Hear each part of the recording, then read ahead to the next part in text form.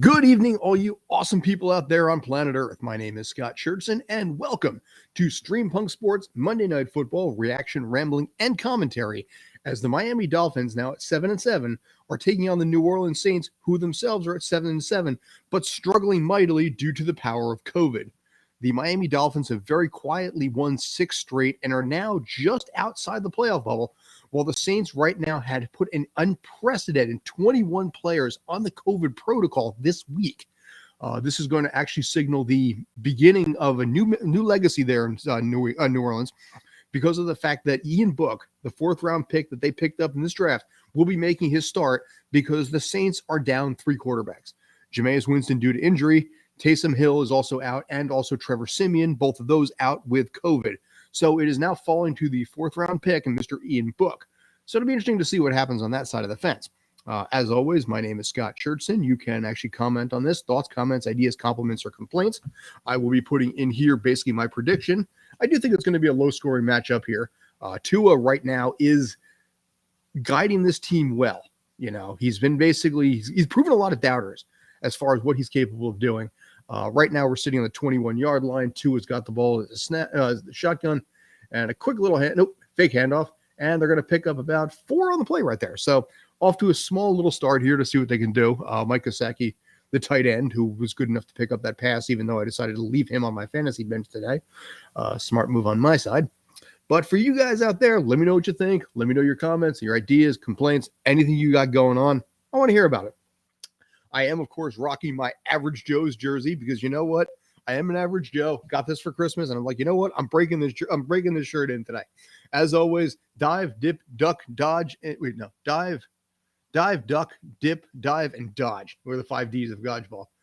Completion actually setting up about a 3rd down and about 2 yards right here. So far, Miami is moving the ball well, but it remains to be seen what they're going to be able to do here on the first 3rd down. The Saints, like I said, they have rattled injury something awful right now. You know, they have 21 players that have tested positive for Omicron COVID in the past week alone. And COVID is going to wreak havoc, I think, on this team. This is going to be probably a low-scoring affair here. I'm predicting, like I said, down below 21-17 is what I'm thinking here. But you never know. They are playing at home, so I'd be curious to see what they can do. Again, I don't think you can stop the Tua machine, at least not today. They have a chance to go 8-7, winning seven games straight. Get just enough on a pass here to get past the first down marker. And flag on the play, too. Possibly, I was going to say, a chokehold there. Late hit. I'm not sure what it was. Looks like a flag on Lattimore. So we're going to find that one out in a split second or 3. Referees are currently commingling a little bit, trying to decide what we're going to call here. And referee just tripped. Good job there. And personal foul. Yep. Horse collar tackle. That's going to do it. It's a 15-yard penalty on the Saints to start this drive out. So not only did Miami pick up 6 or 7 yards on a 3rd down, they pick up an extra 15 yards and now roughly right around midfield, which is a great start for Miami. Lattimore's usually pretty good with this. I'm surprised actually he made a mistake like that this early. But this is the kind of stuff that the Saints cannot afford.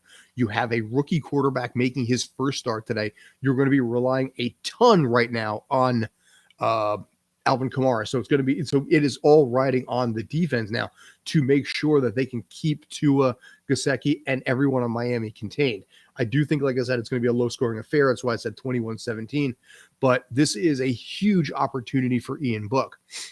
Prior to him starting, interesting things that have actually happened on the Saints sideline. Ever since the COVID outbreak happened and Siemian and Taysom Hill went down with it, the Saints reached out to Drew Brees, see if they can bring him back, tried to coax him out of retirement, but he's like, you know what, dudes, I'm good, I'm happy in broadcasting, and I don't have to worry about taking hits. So as a result, by the way, let me get back to that in a second. 2nd and 8 at the 49-yard line. Tua takes the snap, it's a quick handoff, and they're going to pick up maybe 2 on that, setting up a 3rd down and 6 at about the 47-yard line. They also, in this case, signed Blake Bortles. If you guys remember who Blake Bortles was, a player known mostly for an NBC sitcom, The Good Place, because it was a chant that a kid from Jacksonville would throw every time. He basically would chant out every time he'd throw a Molotov cocktail. So Bortles is more known for his last name and the show The Good Place than he is necessarily for his experience on the field. The Saints right now, the last 2 games, have only given up 9 points. Respect, they shut out the Tampa Bay Bucks last week by an impressive score of 9-0. Typically, with my case, I typically cover low-scoring affairs. Very rarely do I get the high-scoring ones, except last night. So the Saints defense has done its job, but is it going to be strong enough to be able to offset what that offense is going to bring to the table? Tua just threw an incomplete pass here, which is going to set up a 4th down. He might have had a 1st down on that, but he just threw it just wide. Had a defender right in his face, flip him over in this case. So Tua's taking his first hit, and they are back to punt. Pollard is actually averaged 45 yards per punt right now. He's got a great shot to be able to pin them inside the 20. Punt is up, and fair catch. Oh, not a fair catch, but take it at the 5-yard line. Trip, fall, and drop down at the 16. So with 11:38 remaining, we are going to see Mr. Book. See what Mr. Ian Book is capable of doing right here. For you guys, as always, like I said, let us know in the chat any thoughts, comments, ideas, anything like that. If you're feeling nervous, let me pull that out of there right there. But let me know what you guys think. Do you think Ian Book can pull this off? Do you think he has the kind of numbers that, could warrant maybe getting a better deal? They've dropped 4 years, 40 to 56 million on Taysom Hill. So they are really focusing heavy on using him in some major capacity. $40 million contract if he's not a quarterback, $56 million contract if he is a quarterback. So that's a lot of money one way or the other, but especially a ton of money if you decide he's not going to be your quarterback. I've never been fond of that kind of decision there. I'm not crazy about the fact that they decided to do that. I think there's too many variables in this particular case to say, you know what, we are not going to actually we're not sure who we're going to start here, but we're going to see what we're going to do. And by the way, here's $10 million a year. As always, this is Stream Punk Sports. You can follow us on Instagram, on Twitter Instagram on Stream Punk Sports. Find that on YouTube as well, and Stream Punk Sport just with no S on the end on Twitter as well. Going live on January 1st, we will have the website up and running for Stream Punk Entertainment. So you can look at all the stuff that we're going to have on there. It's going to have the show listings, the hosts, everything we've got. So the stuff that we have on Tales from the Film Set, the stuff that we're going to have on the MMA coming, so you'll be able to really dig deep and really all the stuff that we've got, all the live sporting events, all the live pop culture, watch parties, anime, all this stuff, interacting directly with you. And that's the big thing here, is that we don't want to do this as just simple talking heads. I want this to be an interactive experience. I think that's something that's kind of lost right now on the announcer side of things. So I'm trying to bring that back a little bit right now. And come January 1st, streampunkentertainment.com is going live. So you can find out, like I said, all the stuff that we got in the pipeline, what we got going on, cool guests that we got coming on the horizon. This right now is technically still a beta test, so we're actually not officially live, even though we've been doing this like 2.5 months. But Stream Punk Sports, also Tales from the Film Set is my other show. So tomorrow night I got a show for that. We're going to be previewing Cobra Kai, the new season, reviewing The Matrix Resurrections, which I was personally a big fan of, and I know a lot of people weren't. And then on Wednesday, we will have our watch party for the Book of Boba Fett Episode 1, 8 p.m. Eastern, on twitch.tv/Tales from the Film Set. That will be here. It'll be me, Ryan, JT, and Rob Leckington breaking down Book of Boba Fett, discussing that in depth again with you guys. So that's what we've got. Okay, so right now we are basically 1st down and 10. Mr. Book is about to take his first play from scrimmage at the 16-yard line, and we got a handoff to Kamara, who picks up 2, maybe 3 yards. So you know what? That's a kind of expected there. It's just going to ride so much on Kamara. Whatever, the whole game is going to be based on what he can pull off. And it's going to be curious to see, because I don't know in this case if he's got enough to be able to make everything happen. So let's see.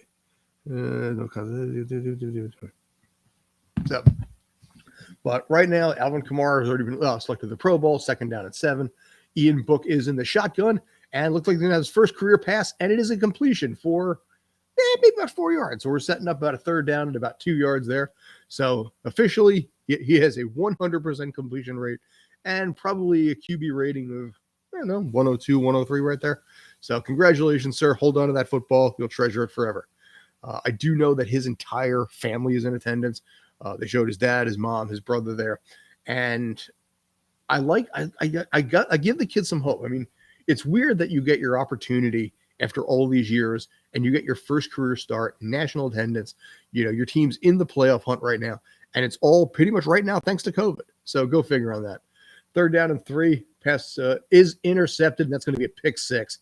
Oh, God, I just finished complimenting this kid, and now immediately threw an interception for a pick 6. Oh, dude, I am so sorry. Kid, I'm sorry, man, if that's me. Oh, shit. Just basically extolling the fact that he basically just had his first completion.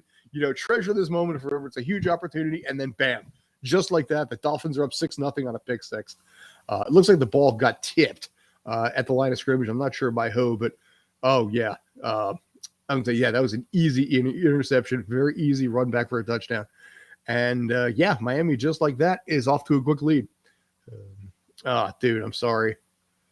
He's rolling with it in stride, just accepting it for what it is, but shit. Not the momentous start that you and your family wanted to have for your first game ever in your first drive. Miami kicks the field goal straight through, so it is now 7-0. 10:25 left, and they will kick the ball off, and that kid's going to get a chance to redeem himself. Oh, no, I don't think it was tipped. I think it was just a bad pass. That spiral looked terrible on that pass. But, well, kid, your QB rating just went from like 102 down to like 12. Sucks, man. Sorry. All right. They got a commercial break right now. So if you give me a moment, I have to respond to Mr. JD Walker, who just sent me a message real quick. In the meantime, like I said, if you have any thoughts, comments, ideas, compliments, or complaints, let us know down in the comments what you think is going to happen here. So, yeah. So that went.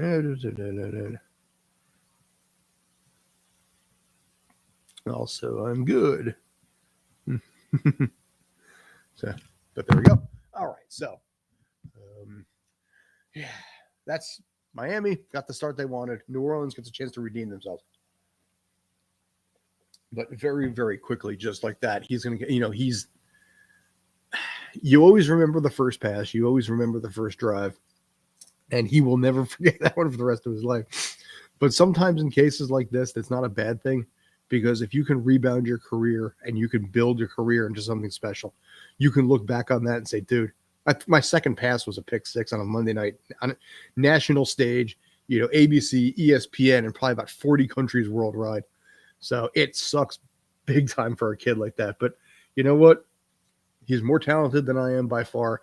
He's tougher than I am by far. And I'm pretty sure he'll rebound far better than I could. Let's just see what happens here. Yeah. But yeah, quick pick 6. What should we go into right now? Coming up Thursday night, we will have this game. We will have another game coming up Thursday where we're going to be breaking down all the action at that point, what's happened during the week, all things going on with COVID. Last night, if you recall, if you guys were here, we had Brandon Kay on, who's talking from Maine, by the way. He's all the way up there on vacation with his girlfriend and family and all whole shebang there. And you know what? He came in anyway for the entire game. So I respect that. I appreciate that. Thank you, dude. You're awesome. Like I said, for me, I've started to make the transition a little bit to streaming, because in the career of the acting world and the stunt world and everything like that, this might come as a shock, but taking hits to the side of the head really freaking hurt after a while. And I went back to school for radio and TV broadcasting and started to kind of try and figure out my place a little bit. I covered the XFL for a while. The XFL closed up shop. The USFL will be coming back. I'm jonesed about that because I'm going to make sure I get tickets for that and be able to probably get press coverage if I can do it. Kickoff goes through the end zone, so the Saints will take the ball again at the 25-yard line. And is Book? Okay, yeah. Ian Book is staying on the bench. I wasn't sure if they pulled him after that. I would have been shocked if they did. The kid's got to get another chance here, and I don't think Blake Bortles is ready to learn the lineup and everything. So I think what depends on what happens a lot tonight. Does Ian Book get another shot if he rebounds from this and that team wins? Do they have Bortles? Do they have him regardless starting next week? I don't know.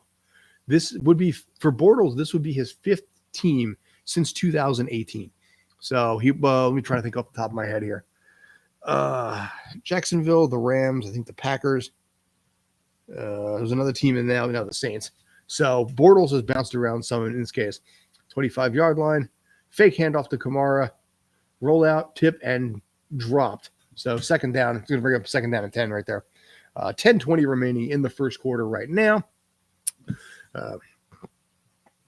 Again, there we go. That is my prediction for today, 21-17.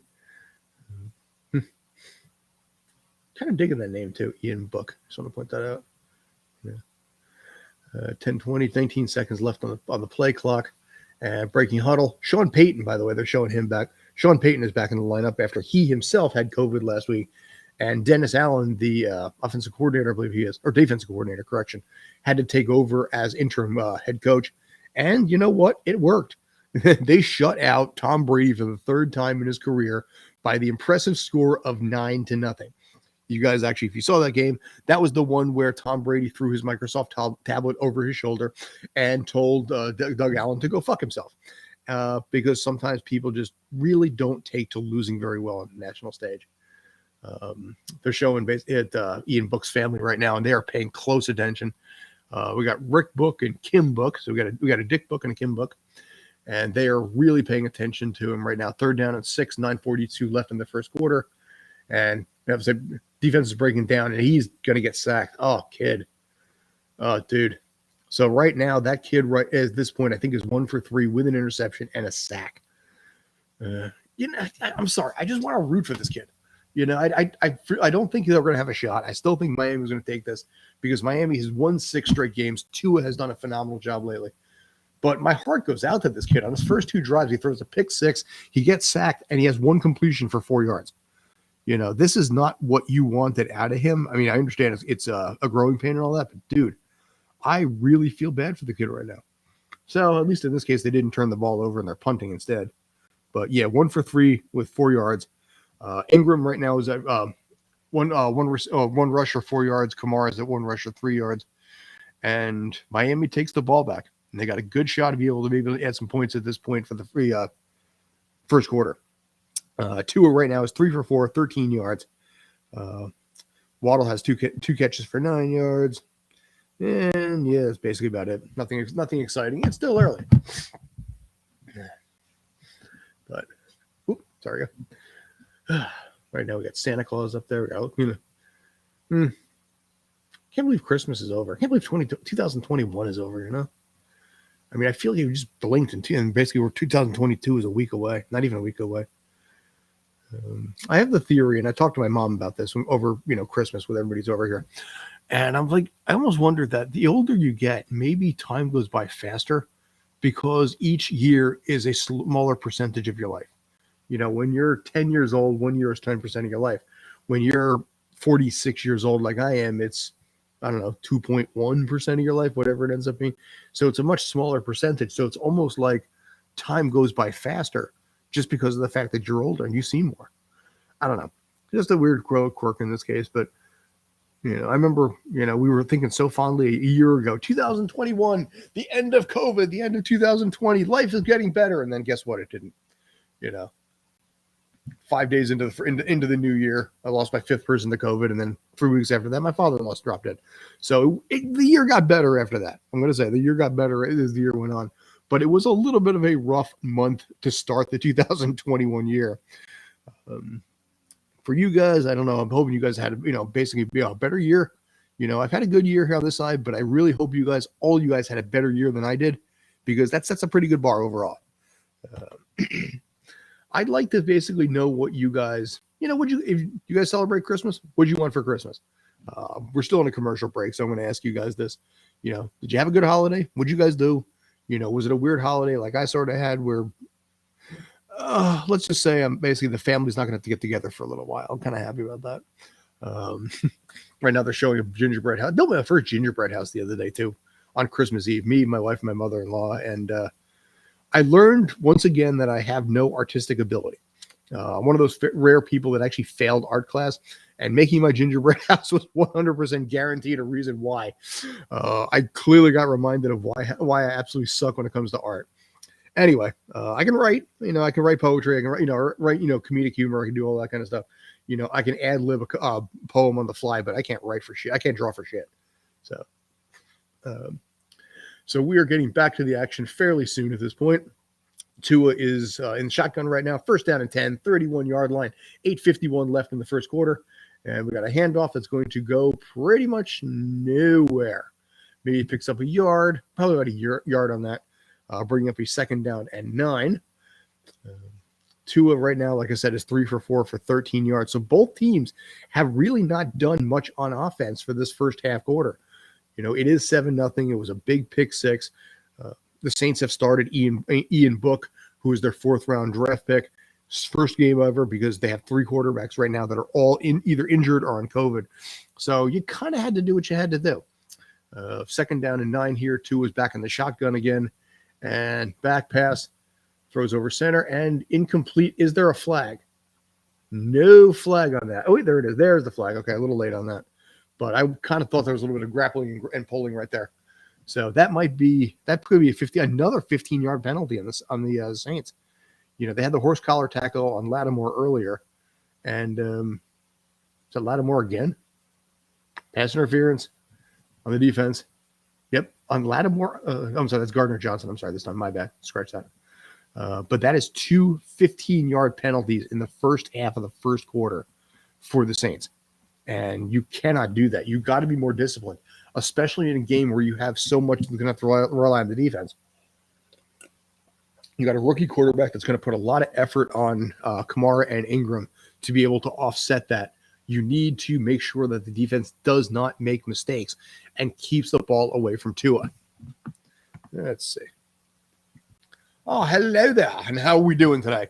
One of my associates is going to be popping on a little bit.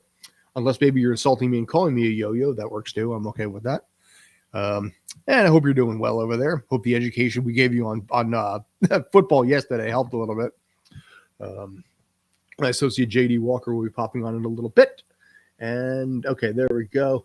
And, yeah, they're just showing the highlight of Tom Brady throwing the Microsoft tablet over his shoulder in pure disgust. So right there, he does not lose well. He really, really does not. So, is the game on Sky? You know what? Let's find out. Quick pass sets of a 3rd down. They lost a couple yards on that. Monday Night Football, where to watch. The only reason I'm going to say it's possible is because ESPN and ABC, in this case, they have ties all over the place. To watch Sky Network. Let's see. Sling TV. Where to watch? Actually, in Europe. Let's try that instead. 7 minutes left, 3rd down and 7. DAZN's got it, looks like. Sky might have it. Completion over the middle, and that's going to pick up about 18 yards on that. So there we go. Fubo TV, Monday Night Football. So watch. I'm trying to get this answer for you about whether or not it's actually on Sky TV. What do we got? So, yeah, apparently Sky Sports does carry it. Some cases, Sky Sports Channel 5. So I found that via Tech Advisor. NFL and BBC. Oh, they're only showing the Super Bowl live. All right. So, yeah, it looks like Sky Sports on Channel 5 might have it. NFL started to pick up a little momentum over there. It's still, I think, a quirky event for you guys. And it's not something that I think a lot of people in the UK are fired up about. Me, personally, if my wife and I do end up, let's see. My mom's going to kill me.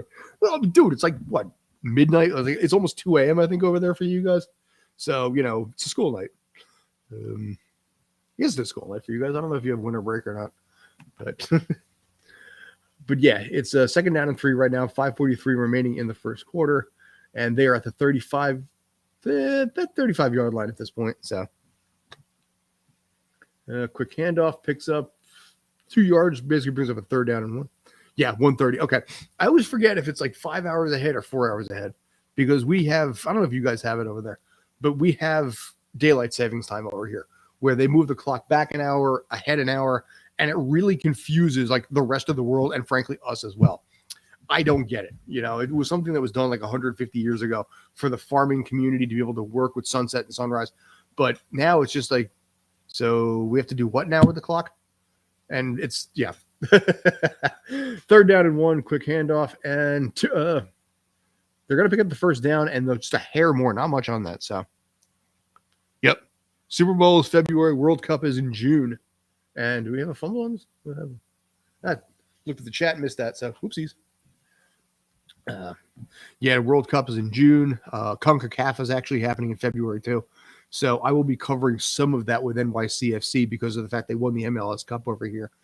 I don't know what's going to happen. I mean, the NYCFC is pretty much going to be dismantling a good chunk of that team. Some of the players have already been, traded. There's an expansion roster, so they've let some of them go.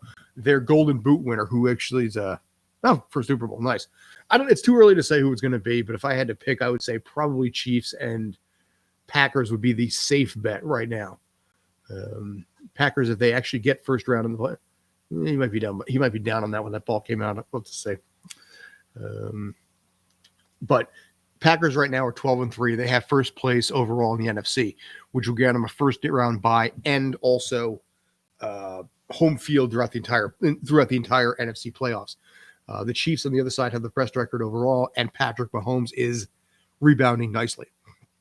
So it's a safe bet, kind of a boring bet. Teams with the best record on both sides. So that play does not look like it was ruled a fumble, even though he looked like he was down by contact, even though the ball came out. So tough break for the Saints in this case.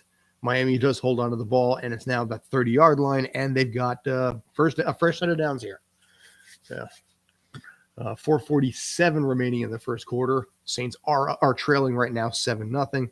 It's been a little bit of a tough go for their new rookie quarterback, with 2 quarterbacks right now on the COVID protocol and a third one injured. They have gone to their rookie 4th-round pick who's in his first start, and it is not a start he wanted to have. We'll delve into that a little bit more probably when JD comes on. But 31-yard line right now, first down and 10. Tua is under the shotgun. Looks like he's calling an audible, or is he calling a time? Yeah, he's calling a timeout. I thought actually he was doing an audible, which were changing the play at the line of scrimmage. But instead, they call a timeout to try and figure out what they want to do because there's some level of confusion. So remember December to remember football event. Yeah, cool. The Miami Dolphins are in a commercial of some sort. So.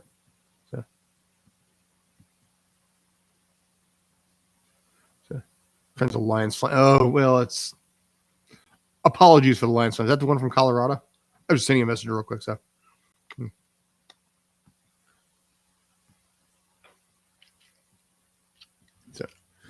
Yeah, Lions, I think they've had 2 wins this season, 1 tie, and they've lost all the rest. So it's been a little tough to be a Lions fan, as it's been for the last 30 years.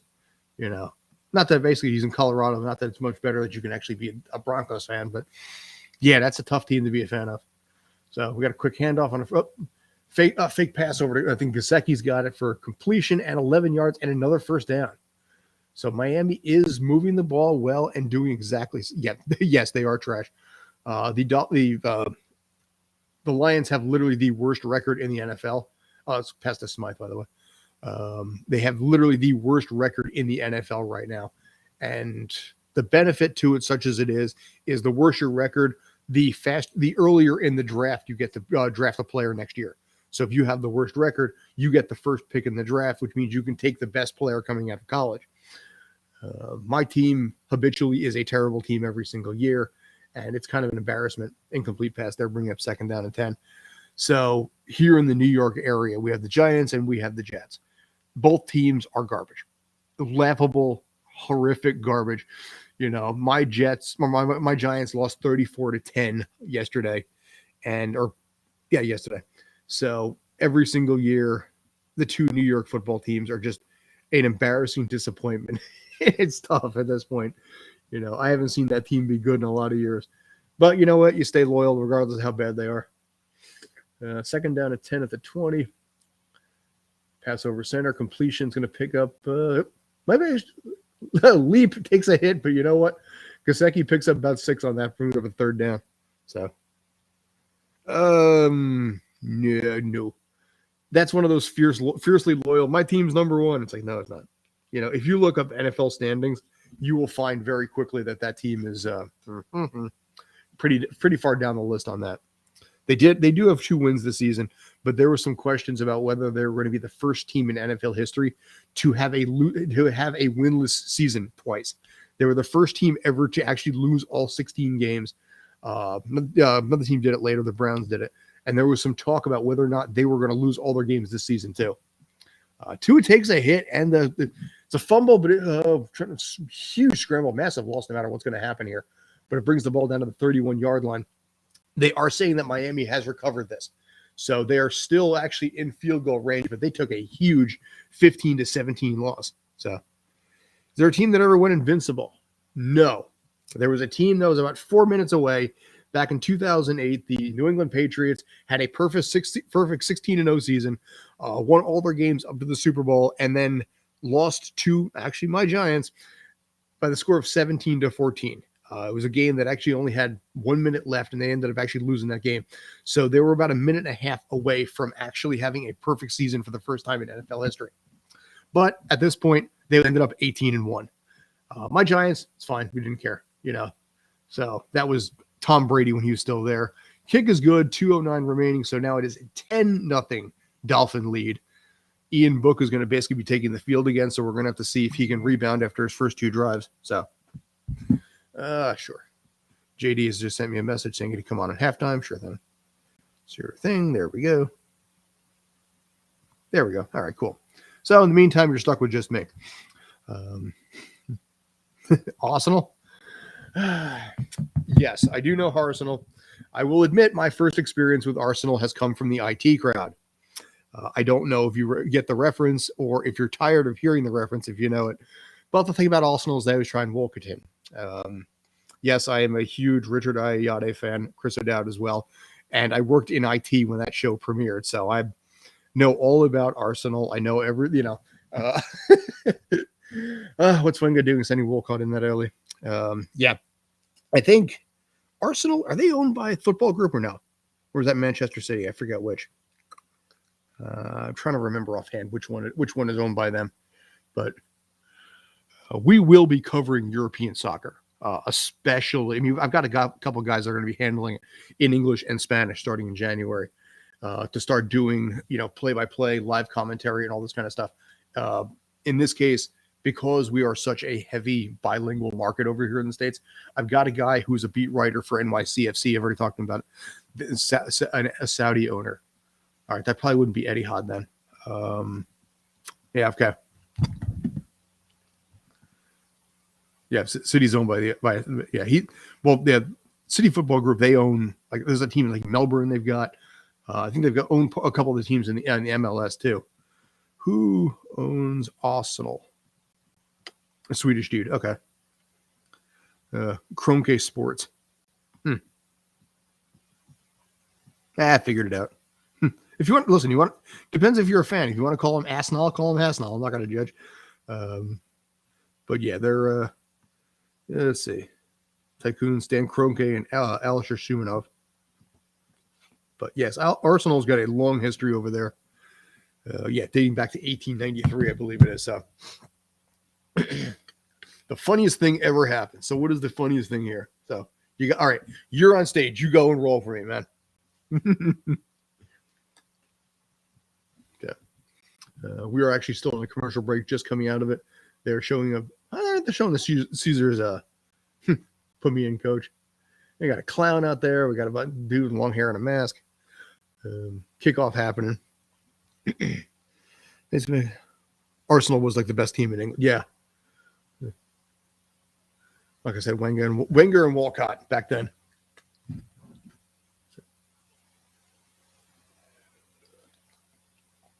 I have a distinct feeling you were barely alive at that point, but I could be wrong. If you're alive at all at that point. And now, ... And say, won the league 2 times. So they drew so many games, sure. Yeah, in 2003, soccer does have a lot of draws. I personally would love to have a shootout as a regular rule in soccer, but it's not going to happen anytime. I don't see it happening. I'm disappointed by that. But yeah, there's something just so dramatic. Yeah. I know. I get it. I've been a Yankee fan for a long time. They owned it in the 90s and then just gone, disappointments all the way through. But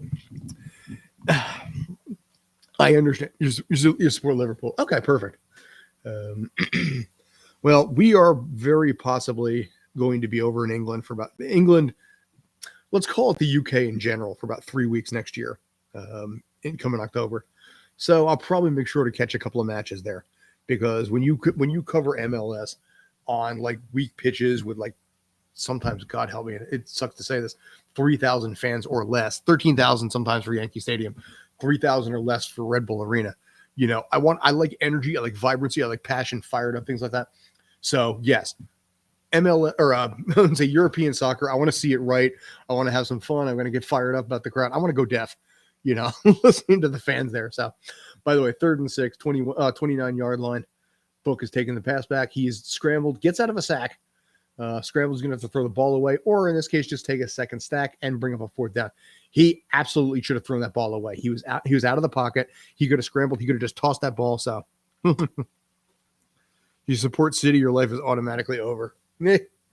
Well, here's the thing. City Financial Group owns part of NYCFC. And they've been NYCFC admittedly has been very good to me this year. Like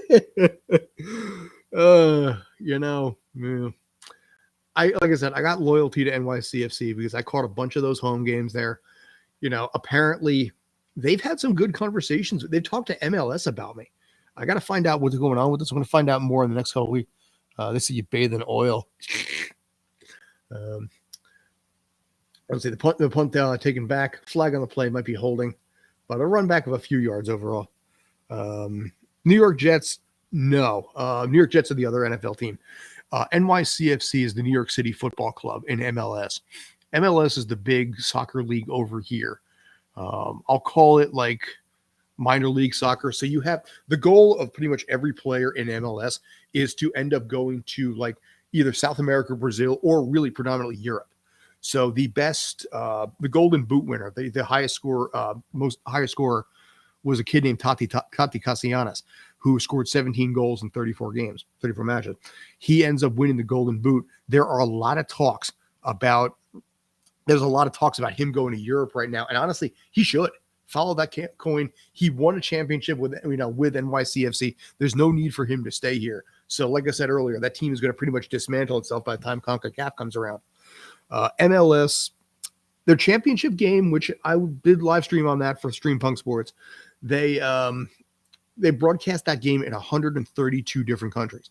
That is a huge way to put MLS on the map, and I love the fact that they did. First handoff basically picks it up to the 30-yard line, picks up about 4 or 5 yards for the last play of the first quarter. But I like MLS is one of those sports that I think, and I had a conversation on Reddit earlier today. The U.S. are we getting better for the World Cup? Possibly.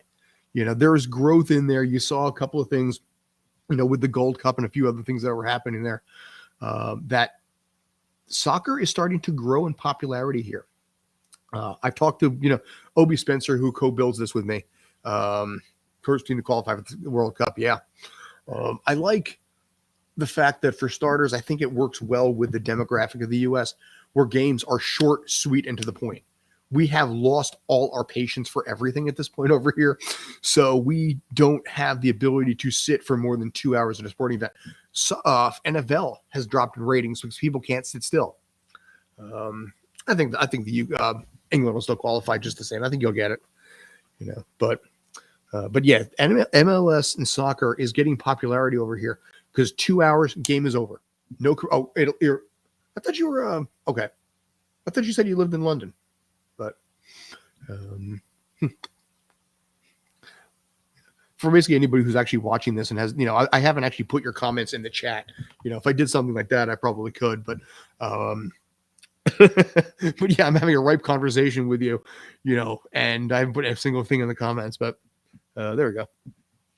You're born, molto bene. So I do know some Italian, but usually some of the more dirty stuff, stud, azienda me, tu sei proprio uno spacciame. Not that you're not, but that's pretty much the limit that I've got. And then, of course, molto bene from David Tennant as Doctor Who. So I learned some French there too. Allons-y. First quarter is over here. Saints are going to get the ball back. So things came in second in our group for qualifying. Okay. So Italy is your team. It's interesting. Okay. World Baseball Classic should be coming up, I think, fairly soon too, because Italy has a team in baseball, the World Baseball Finals, if you want to call it that they have every 4 years. Been a fan of that too. I like the Olympics version of baseball that way. By the way, if you're uncomfortable with the chat showing up, let me know. I'll just pull it right off. So now to play a conference that comes in second. Another group two. Okay. You know what? I think you'll still get there anyway. It is still Italy. Now, how familiar are you with Calcio Storico? That's my question. Since you know Italy. Ronaldo. Oh yeah, everybody knows Ronaldo. I mean, people over here in the U.S. are like, "Hey, it's Ronaldo." He's done commercials over here too. He's that mainstream. Handoff for a quick first down, 6 yards, 7 yards on that.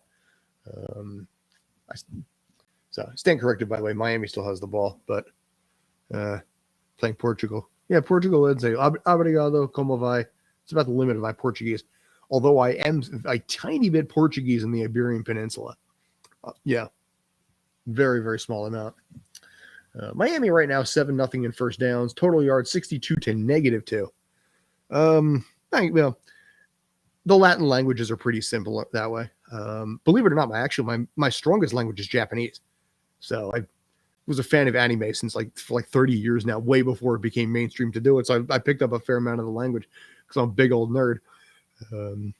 So we will probably be doing anime watch parties on this at some point. I got to talk to some of the other guys about it.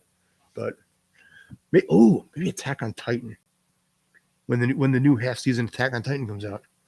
Okay, making a note for myself. So making a note for myself to discuss that with the other guys. Yeah. Yep. Baka no American demo. Okitoki Nihongo ga hanashimasu. So my accent's probably, I didn't put the effort into the accent on that, but yeah, it ties into my personality.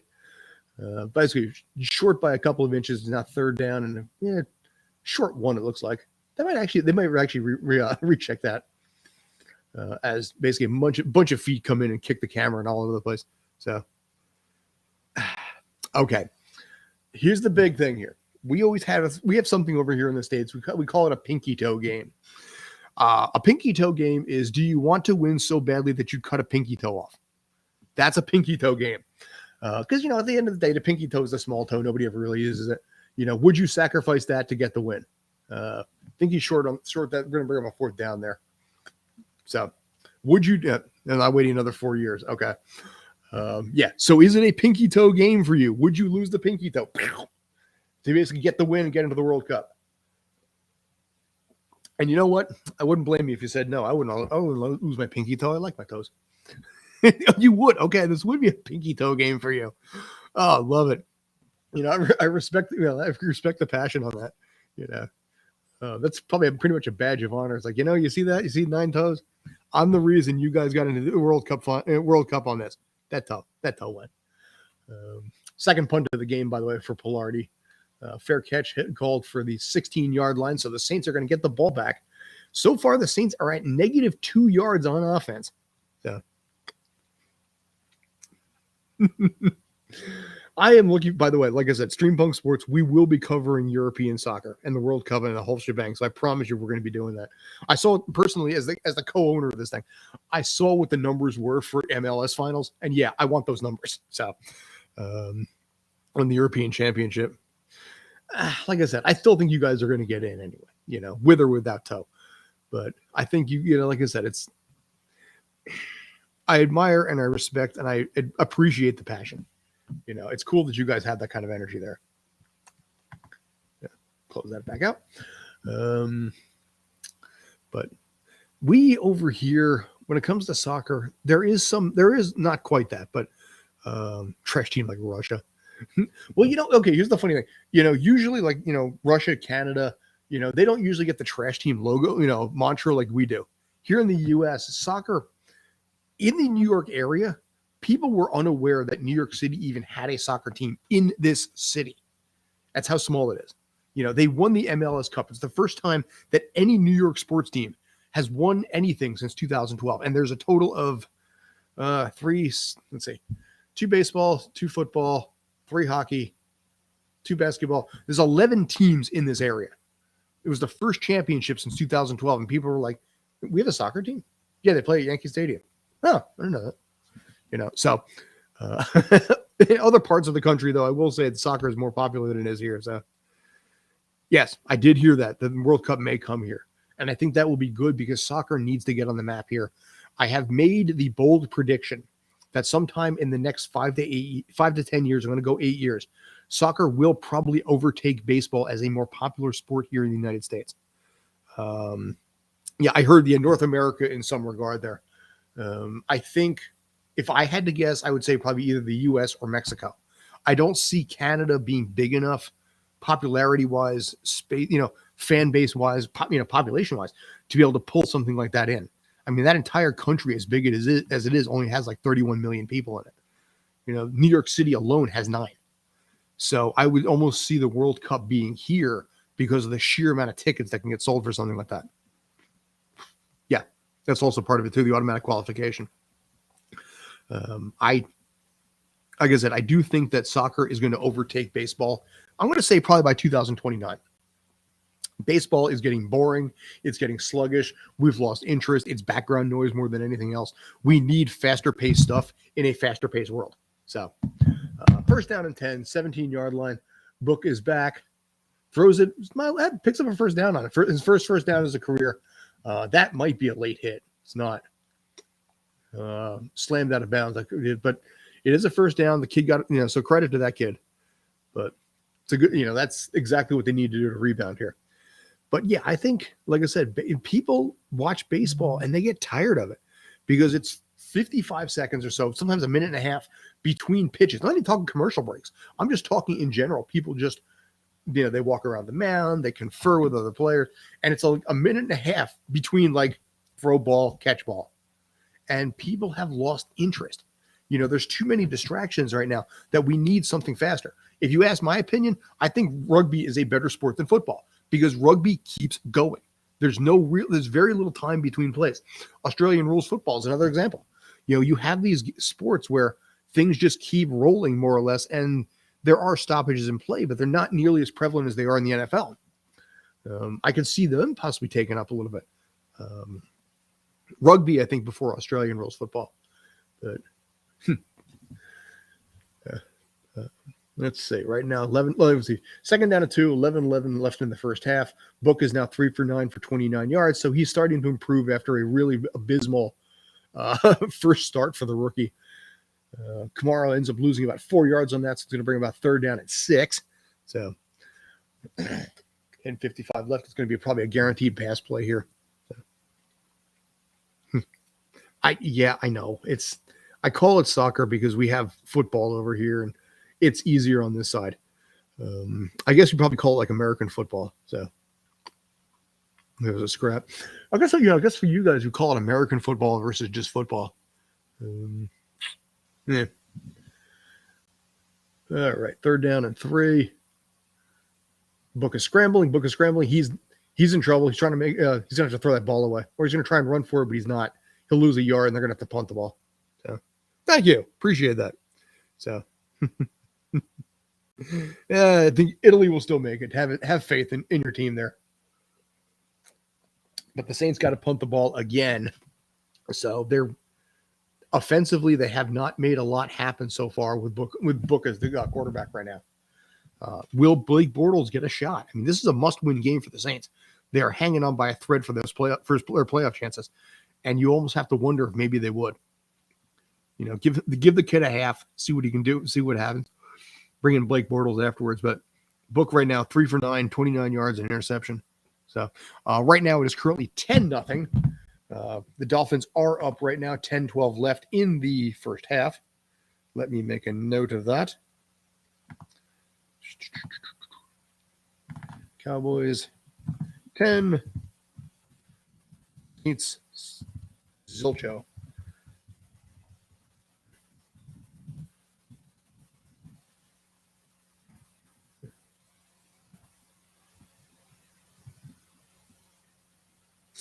Let's see. The NBA draft does work similar with that, with college, but also a lot more with high school. With the NBA, a lot more players now are coming right from high school right into the NBA. LeBron did. I think LeBron set a tone there where, you can spend 4 years in college, get a degree that's not going to really necessarily apply to you, have a college that might in a lot of ways just pass you just to make sure that you stay on the team and give them good credibility, but not get paid. So many college kids did not get paid for so many years. And if you have a chance at 18 years old to start making $4 million a year, you know what? You friggin' do it. Because there have been a lot of players who went to college, got injured, and then basically disappeared off the map. So a lot more, like I said, at 18 years old, and then here's the funny thing. LeBron made $4 million a year on the rookie contract, $3 million or $4 million a year on his rookie contract with the Cavaliers for 4 years. But he made over $100 million in his Nike endorsements at 18. That's where his real money came from. And yes, it is. $4 million to, that's, yeah. I mean, with the NBA right now, you got players making $45-50 million a year because NBA is another sport that's on the rise. My opinion, it's the second most popular sport in the U.S. right now. Football is number one. NBA is number two because, again, with the NBA, it's just so fast. Who, LeBron? LeBron side of deal? It wouldn't surprise me. But he, LeBron did. Okay. He probably did something where he might have bought into the team or something like that. Because at that point, with the sheer amount of bank that young man is pulling in, he can pretty much buy into anything. A lot of these guys, when you have that kind of money, you have options. Sign a deal with Liverpool for $700 million. Yeah, I'd believe it. I think Peyton Manning owns some of the soccer clubs as well. There's some money in there too. David Beckham owns part of, I think, LAFC, part owner of the Miami football club here in the MLS. So same sport, but across the continent. The Rock and his ex-wife, Danny Garcia, are part owners of the bought into the XFL and the USFL, which is going to be minor league NFL, if you want to call it that. LeBron knows how to win. He's had more NBA finals, I think, than pretty much most any player, more wins too. The perpetual question is, who's better, LeBron or Michael Jordan? I think LeBron is personally better. I think Jordan is more well-known. That's my personal take on this. I think a lot of people out there are still questioning whether LeBron is, but he has the chance to become the first player in NBA history with 40,000 career point or 100,000. No, shit, I gotta look it up. Suffice it to say, he has a chance to become the all-time leader in points. Most points, NBA history. Yeah, Kareem's at 38,000. Yeah, 40,000. That's right. My brain was shot for a second. Yeah, Kareem right now is 38,000. Karl Malone's at 36. LeBron is at 35 and change. So LeBron needs another probably 2 seasons to become the all-time most scoring player in NBA history. So, is that Ronaldo? Sorry, doing my best impersonation of Ozzy Man there. FSG. Okay. By the way, coming back to this real quick, I should mention that 2nd down and 6, 9:21 left in the first half. Miami still has the ball at this point. They're still moving forward. And 32-yard line at this point. Quick handoff, picks up over center, and picks up about 4 yards on that, setting up a 3rd down and 2. But that clock continues to move in this case. So everybody contracts except him. So here's my magic question. Are you in high school, and will your mom kill you if she finds out that you're up this late? You would not be the first person on that one. We had a kid from Australia who's in the same boat. He's like, I'm like 16 years old. Okay. He's like, I'm 16 years old right now. My parents are going to kill me if they know I'm up right now. Yeah, I'm not judging on this. So, but yeah, if you're in London, first place we hit when we were in London in 2018, there's 2 big places. Buckingham Palace, which I know how you felt about, the royal family, and a place on Victoria Street called the Albert, which was this phenomenal pub. And we were there pretty much like every single morning. Oh yeah, Pittsburgh Penguins, Mario Lemieux, Yager, Crosby. They're in the same division as my other suffering sports team, in this case, the New Jersey Devils. Holding on the offense. Yeah, Penguins are a little bit rough right now, but I can't judge because my team has made the playoffs once in the last almost 10 years at this point. So it's well, I think we sort of decided the Cowboys were going to be your NFL team, but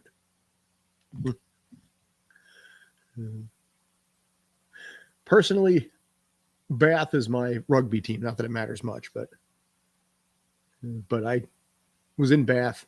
I love the city. I felt so relaxed, so at peace. And as soon as I came back here to the States, one of the first things that I saw was a Bath rugby game on like MSG Network. And I'm like, Bath, there's my team. Bam. So Bath is my automatic rugby team. Fourth down, by the way, another punt for Miami in this case. Another chance for Mr. Book to try and make something happen, too. All right, 7:41 left. Returners Ty Montgomery. He had a couple decent returns so far today. Your owner. Okay.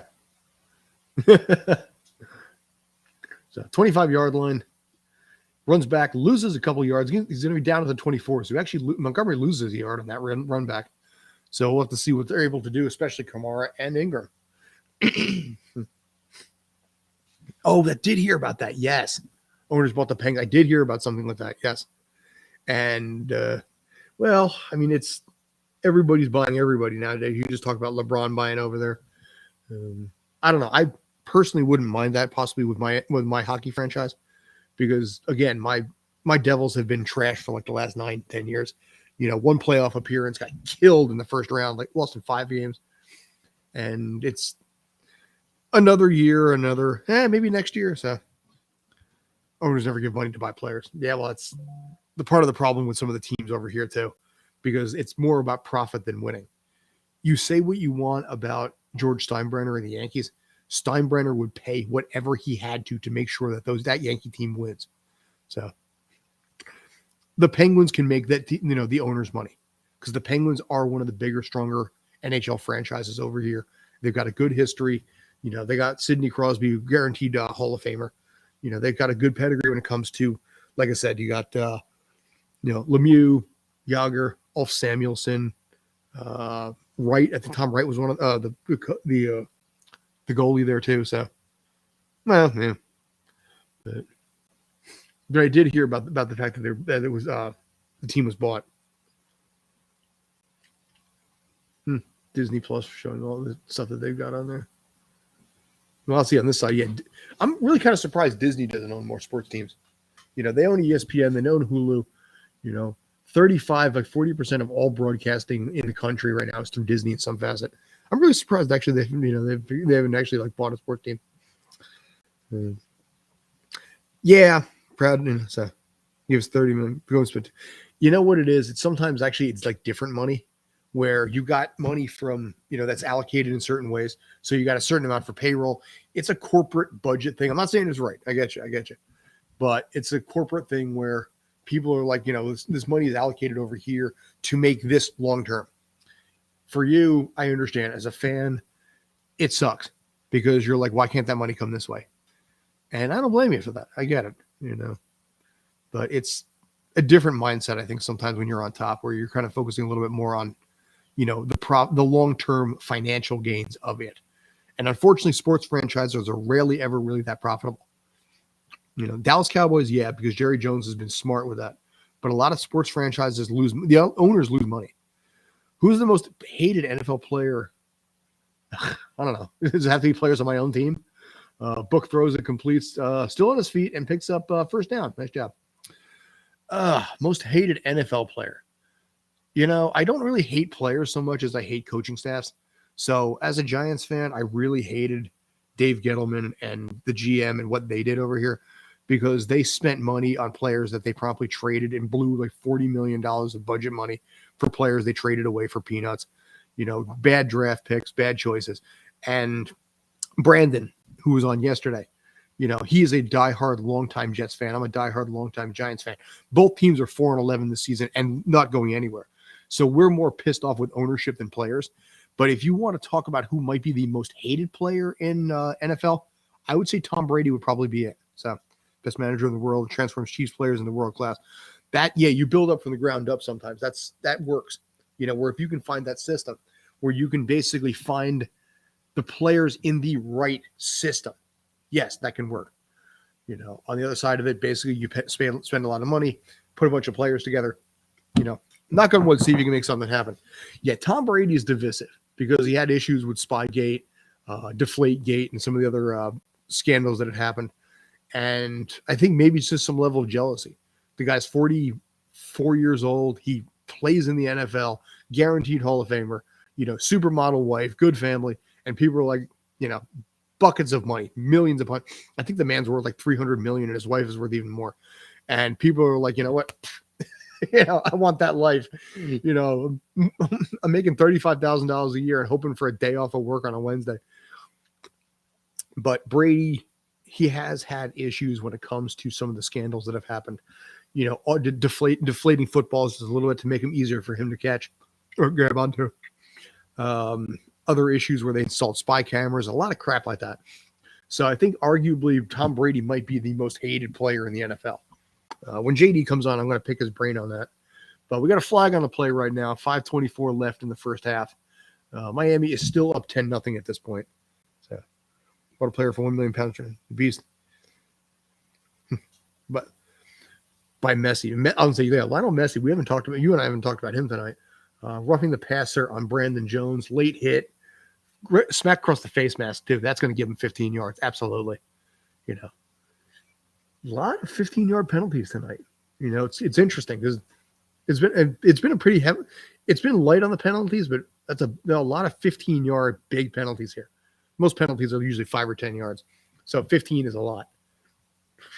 A lot more here in the U.S. than it is in Canadian football. Because in Canadian football, it's 110 yards. NFL is 10 or 100. So 5:17 left in the first half. This is the first strongest drive that the Saints and Ian Book have had. Book is 5 for 7, 52 yards and an interception. So he's starting to come around a little bit more. I think getting himself acclimated. Quick handoff to, I guess that's Kamara across the 20. Sets up a second down and about 6. So, yeah, first half. This game is going to go on for, 2 more hours. I would say probably going to run about 2. Usually games operate about 3 hours, and we're about hour 3 in. So, thought it was the second quarter. No, second quarter, not second half. Yeah, these are 4-quarter affairs here. 60 minutes turns into a 3-hour. Yesterday's game was shit. Yesterday's game was like 3.5 hours. Once in a while, we get games that are a little bit lower than that, but here, no, 3.5 hours is the norm. So I figure I'll be done here on my side about 11:30. How long is every quarter? Every quarter is officially 15 minutes. That 15 minutes could run from 25 minutes to upwards of an hour, depending on how things play out. Typically, first quarter and third quarter are faster than second and fourth. This game so far has not been unmanageable. It's 4 minutes left in the first half. 3rd down and 2. Saints are still driving at this point. But I don't know, probably not, within 15 minutes, I guess this first half will be over. The full replay of this game will be on the YouTube channel 24 hours afterwards. I can't actually put it up there right now because we have the Twitch affiliate agreement. So we can put it up there 24 hours after the airing is over. So midnight, let's say Monday. So 12 a.m. Wednesday morning. This will go up on the YouTube page as well. So, but we're actually making some small level of money when it comes to the affiliate side of it, building that. But yeah, Stream Punk Sports, look for it on YouTube. I need to create a vanity URL for that because I don't have the subs yet. So once I get the subs, vanity URL will absolutely be put up there. And I don't know, I might just tell everyone to subscribe just so I can get the numbers that I need to get it done. And because right now it's one of those those YouTube channels where it's YQ3L2XD Omega, some symbols in Farsi or Kazakhstanian. So Yeah, once I get that, it'll be Stream Punk Sports on the YouTube page, and this entire broadcast will be put over there. So last night's will be up there at midnight tonight. 3:40 left, 3rd down and 2. It is the 17-yard line right now. 16-yard line, 17-yard line. Hand off to Kamara, and I think he is going to be stopped. So it's going to bring up a very possible 4th down, forcing them to probably kick. They would probably kick the field goal here, I would think. Get some kind of points on the board, get something going. So need to go to the shops because it's still open that night, huh? So Monday night, possible school night for you.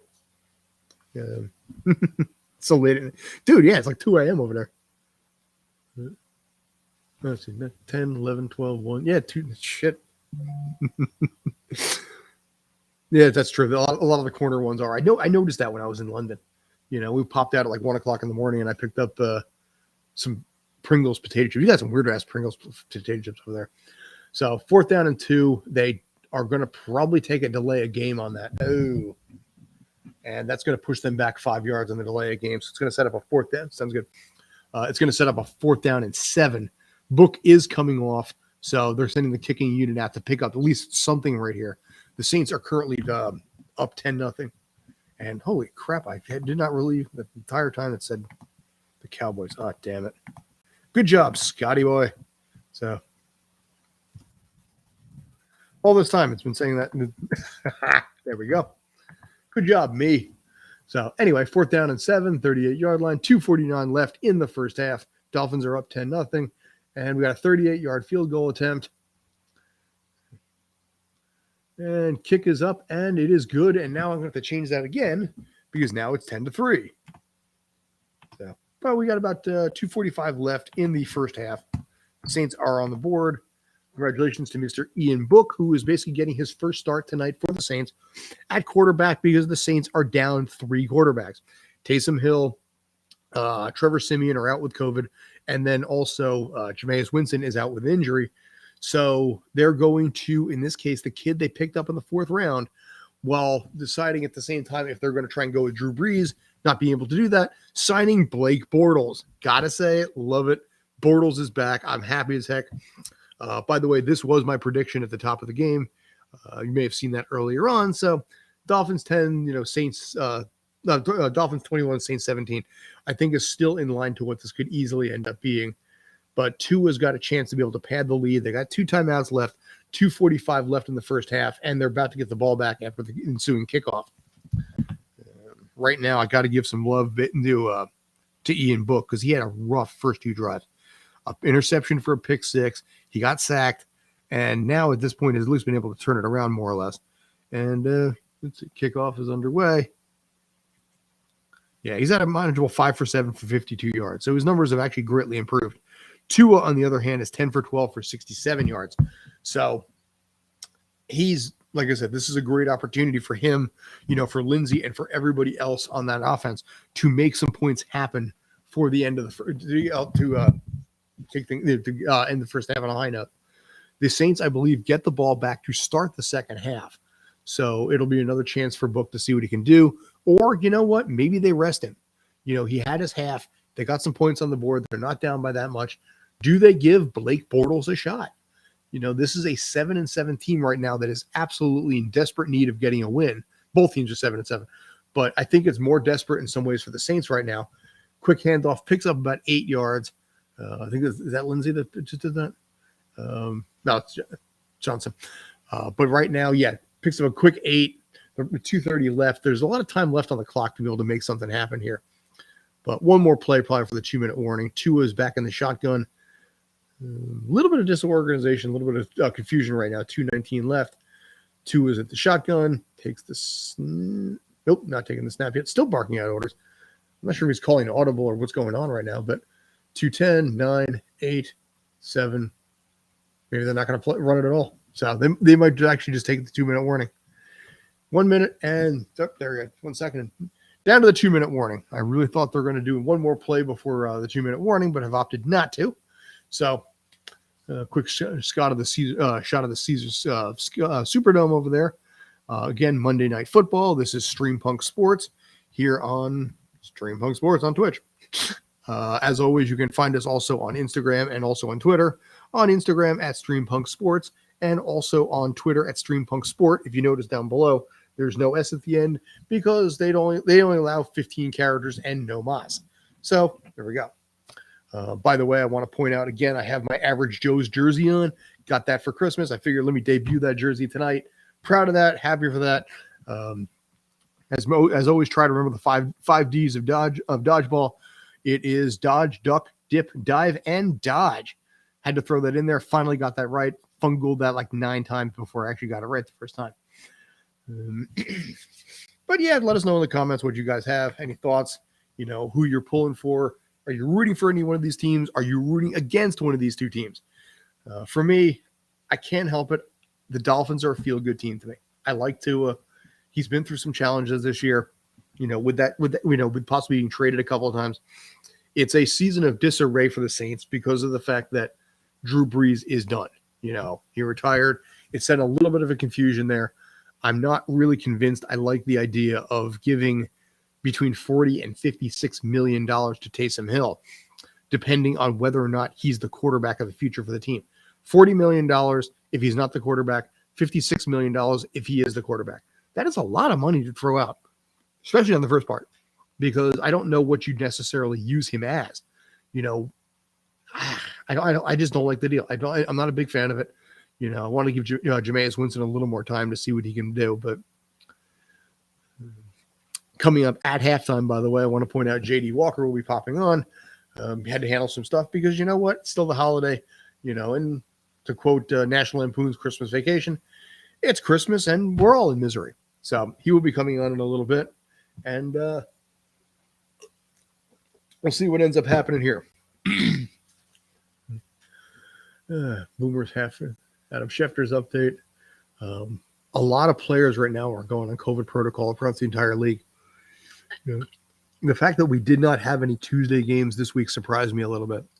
There was 2 games last week that were on a Tuesday night that didn't surprise me. It was eerily reminiscent of what happened last year, but I'm a little surprised. I don't think it's going to be the end of it. I think there's going to be more Tuesday games or Friday games or weird cockeyed schedules like this. I think it could happen. Quick handoff right now, and down goes Johnson. He gets the first down, but there's a flag on the play now that just came in after the play was over. So 1:55 left. Looks like it's going to be on the Dolphins. Holding on the offense. Yep, so that's going to negate the first down, send them back, and set up now a 3rd down and 12. Austin Jackson with the hold there. Gonna have to go get some. As soon as JD shows up, I'm going to get some coffee from upstairs too. It's past my bedtime at this point.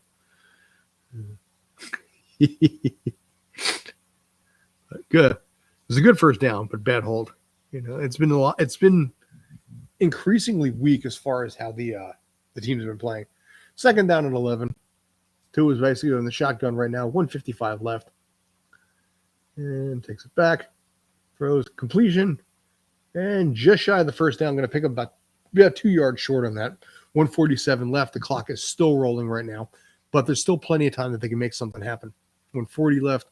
You know, 2 timeouts. Waddle right now. Jalen Waddle's had 5 catches for 36 yards, so he's put up good numbers and good assist for 2 there. But again, the Saints get the ball back and they start the second half, I believe. So that's going to be something that they need to score right now to make it a 2-score game. Let me have some. I finished all my vodka. I seem to do some of these shows a little bit better when I have a little bit of vodka in the system, but I haven't had any today. So, but we manage. We here at Stream Punk Sports do not advertise drinking. We will, however, sell out royally if they pay us money to advertise the product. 3rd down and 1. Looks like a timeout was called. Yep, timeout was called by the Dolphins. A couple weeks left in the season right now. We get season finale January 8th, and then the playoffs start the week after. Super Bowl this year is going to be starting a lot later. February 13th is one of the latest Super Bowls in history. I'm not a big fan of it. I think the Super Bowl should be first week of the season, or first week of February. But the fact that they added the 17th game screws all that up. So that's not going to change if ever. I'm not even trying not to yawn anymore. So Been up since like 6 a.m. Oh, that's freaking cool. So couple fans in helmets right now. He's got the screen across the helmet and everything like that. Dude, that's freaking cool. So, otherwise, relatively low scoring game. The only touchdown was a pick six and completion, and picks up the first down and out of bounds as well. So it stops the clock with 1:07 left and one timeout remaining. Exactly what you wanted to have in that kind of situation. Good pass, good, right over the side. Nobody there to touch him. Easy first down.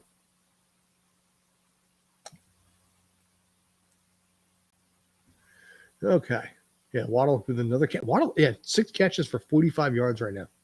But more than that, 27 yards after the catch. So it's a lot of catch and run for that young man. And that's what you want out of a wide receiver. A lot of screen passes, short passes over the middle. Let him do the rest. So 2 with the second pass, basically. This one's another first down, and again, out of bounds. So they are now down to about the 41-yard line, 1:02 left with one timeout remaining, and doing everything that they need to do. And again, I think that was Waddle again. So if he's on your fantasy team, be happy about that one. So he picks up about 16 on that. So now at this point, they're now down about the 42-yard line. For the Saints, you probably need another 5 yards. You can get at least field goal range out of it, if nothing else. But Tua right now, 103 yards, 13 for 15 in passing. 1:02 remaining at the 40-yard line. Tua's under shotgun. And quick jump. I think it might be a free play. Nope. Flags on the play. They've waved off the play. So. And conferring. And yes, that call is probably going to be on the defense there. Here we go. Offsides. The defense. Yep. So 5 yards. And now immediately into neutral zone infraction, technically. So now they're automatically in field goal range with a great chance to be able to start making some stuff happen, pick up some points, and go into halftime with a 2-score lead. 1:02 remaining. First down and 5 now. All right, 2 is back, throws to the sideline. That's going to be probably out of play. Yep. Incomplete, but a flag on the play. And it doesn't look like it was in the vicinity of the receiver. So, conferring. A lot of penalties this first half. Holy shit. Especially a lot of penalties on this drive. Now, holding on the offense. It's going to send them back 10 yards and out of field goal range as well. As always, like I said, you can find us on Stream Punk Sports. Really easy to find it. Logos down below. Logos on the side. So Stream Punk Sports is also available on Instagram and Twitter as well. So Stream Punk Sports, Instagram. On there also, I throw a lot of trivia information, today in history, that kind of stuff. So there's always that cool shit to look at. But as far as you guys, any comments, any thoughts, ideas, compliments, or complaints, let me know in the comments. There's something that basically you like what I do, you hate what I do, you think I'm trash. Let me know. I'm cool with it. I can take it. First down at 15, 58 seconds left. Now at the 45-yard line of the Saints. Tua is back. Starting to break down, throws it over center, and it is complete for about 13 yards right there. I believe that is, at 47 yards over the center. They're not using the timeout right now. And 32-yard line. So back in field goal range very quickly. And are they calling another timeout? Nope. Actually, Smith looks like he has possession, but the ball may have touched the ground, in which case it would negate the completion. So they're going to probably go back and review that. And it is, does it touch the ground? It's on his leg, and oof. You can't tell if it touches the ground or touches close to the shadow. The shadow knows. And yep, they're showing so many replays of this right now. I don't think this is going to be overturned. It was ruled a completed catch. I don't think there's enough to say it's going to be overturned. So my father would say it's a layer of paint right there. I don't know. I'm reviewing it, and that's, boy, that could, you know what? Maybe that did touch the ground. Wow. Again, the ruling on the field was a completed catch. So it has to be undeniably overturned. Ruling on the field is passes complete. Yeah. So, but the officials are formally reviewing this to see what if it's going to stand or not. Personally, I don't think they're going to have enough to overturn this. I think it's too close right now. I think the fact that it was in the shadow of Smith hurts the chances of being able to see this more clearly. And I think the ruling is going to have to stand. Fans aren't going to be too happy because New Orleans is probably under a lot of pressure right now. The fan base is probably pissed off about this.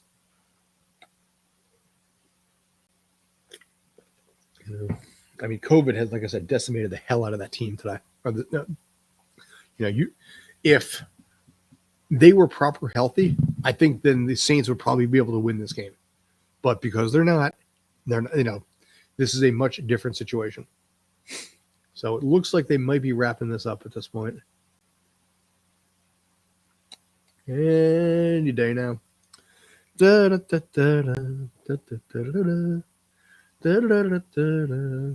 the freaking call. We are just sitting here. This is boring as crap. There's not much to talk about. I feel like I'm a sap. Oh, dear God in heaven, come on. Just as a reminder, Mr. Referee, this is a work night for a lot of people. They're waiting on you to come up with a decision here. I understand it's difficult, but you know what? Come on. Yeah. So it looks Sean Payton, head coach of the Saints, is pissed off about something, pointing up to this, I guess, the jumbotron, trying to get the call overturned. But okay, maybe the headset's coming off, and the headset's coming off. Okay, now we have an official ruling. It took a hell of a long time on that. Holy crap! Slows the momentum of the game down some too. The ruling on the field stands, so it's called. Yeah, like I said, there was no way that they were really going to be able to figure out a way to overturn that. Not with the call being a completed catch. Conversely, if the call was considered incomplete, that call probably would have stood also. Still, I'm a fan of instant replay. I like it. At least they gave it a shot. It's about getting the play right, and I'm looking at you, Major League Baseball and strike zones. It's about getting the play right more than anything else. So, all right, pretty close to back to the action at this point. 2nd down and 2, 39 seconds left in the first half. The Dolphins are up 10-3 right now as we're closing in on 9:40. I finished saying earlier that this was a manageable first half. I am now officially no longer saying that because at this point, it's slowed down to a flip and crawl. They still haven't restarted the play at this point. I don't know. The officials are conferring with the coaching staff from Miami right now, bitching about something. I don't know what they're griping about, but it's slowing this game down some. So, trying to explain the call, I guess. But anyway, so okay, you wanted to try and call a timeout, but I wasn't able to. My gosh. So nope, no timeout. 39 seconds. Okay, so they put some time back on the clock. Maybe that's what he was griping about. 2nd down and 2, 38 seconds, 37 seconds, 32-yard line, by the way. Tua is now under shotgun, goes back, throws it deep towards the end zone, and incomplete. The throw is going to be out of bounds anyway. I don't like it. Give it a shot, take one shot at the end zone. At this point, maybe throw another one underneath or run the ball, make it a little closer, burn the timeout, kick the field goal if you need to, and go up 13-3 at halftime. 22 seconds left on the game clock, 27 seconds left in the first half. Tua, 1 TD pass from beyond the 11-yard line this season. So he is a quarterback that cannot really throw deep for guaranteed touchdowns. So 27 seconds, 6. Tua's, and he is now sacked. Oh, that is a huge sack for the Saints right there. That's the worst thing you needed. Because now it takes them pretty much out of field goal range unless they want to sit there and say, you know what, screw it. Let's take a 60-yard field goal. Give this shit a shot. But you borderline took them out of field goal range with a sack. I'm really surprised by that decision. I'm surprised they didn't try to run the ball just to keep the clock going, ensure that you don't lose yardage. They called the timeout, 4 seconds left, 4th down and 11. If they send the kicking unit out right now, I don't think it's a bad idea. Give it a shot. I think kickers right now are so much stronger than they used to be. So a 60-yard field goal years ago used to be near impossible. Now I'm going to be out on a limb. I'm going to say we're going to see a 70-yard field goal sometime in the next 5 years. My bet on that, I'm going to see if I'm right on that. Let me know in the comments if you agree, if you don't agree. Let me know if you think basically who would be the first person to do it and where. Would it be in Denver? Probably. But Jason Sanders' career long is 56 yards. This is going to be about a 59, maybe a 60-yard field goal here with 4 seconds left, and he is going to be a hero if they can go in at halftime. He is dead smack in the middle of the field in every facet of it. And it looks like they just called a timeout. That kick would have been good, though. But it looks like the Saints just called a timeout to ice the kicker. Make him have to do it again. But that first kick, that easily made it. That probably would have gone an extra 3 or 4 yards beyond it. Made it look easy, frankly. But, yeah, he's gonna have to do it again.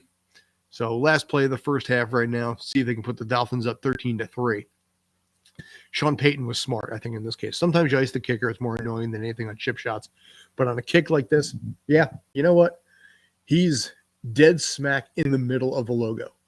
So right in the middle. It is considered officially a 59-yard field goal, which, again, would be his career longest. So this time around, we're going to do it for real. And there's the snap. Kick is up, and it might go wide. It goes, yep. It's long enough, but it went wide to the right. So that was a smart move on Sean Payton's call to try and do that. That kick actually had the distance, but it looked like it was going to go wide. All right, so good decision on Sean Payton's part. Now, was this another Ray Finkel situation with laces out? We don't know. But yeah, that kick was wide right from the. That had so much leg on it, dude. That probably would have gone. Yeah, you went right. So smart move by Sean Payton. They get the ball back to start the second half. They are only down by 7 points. So they got a little bit of momentum going. It was a little bit of a rough start, being down 10-0. But Book has started to rebound well after the first 2 drives, and he's showing his potential a little bit more. Both teams are going to have to be able to readjust, figure this out. But again, so far, so good. As far as what I had to say when it came to my prediction at the top of the show, where I said the Dolphins were going to win 21-17.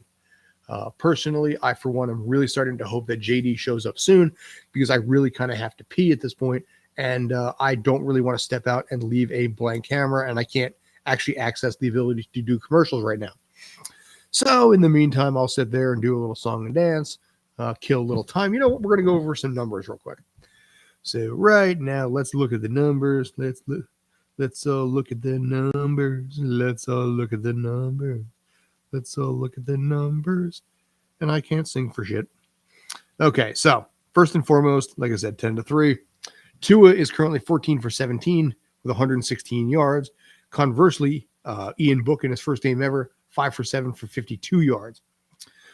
Total yards have been pretty low, 130 to 67. Passing yards, 91 to 35. But the penalties, this is what I mentioned to you. Initially, it wasn't bad. But both teams have 5 penalties each right now.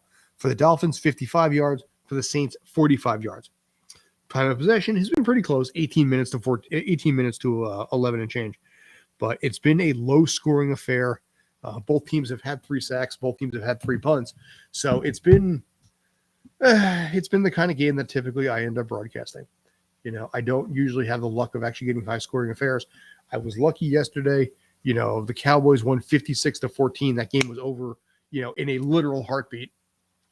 But for the most part, most of my games are pretty much the low-end scoring thing. We're starting to basically see me as being cursed for anybody who is voting the over on any game right now.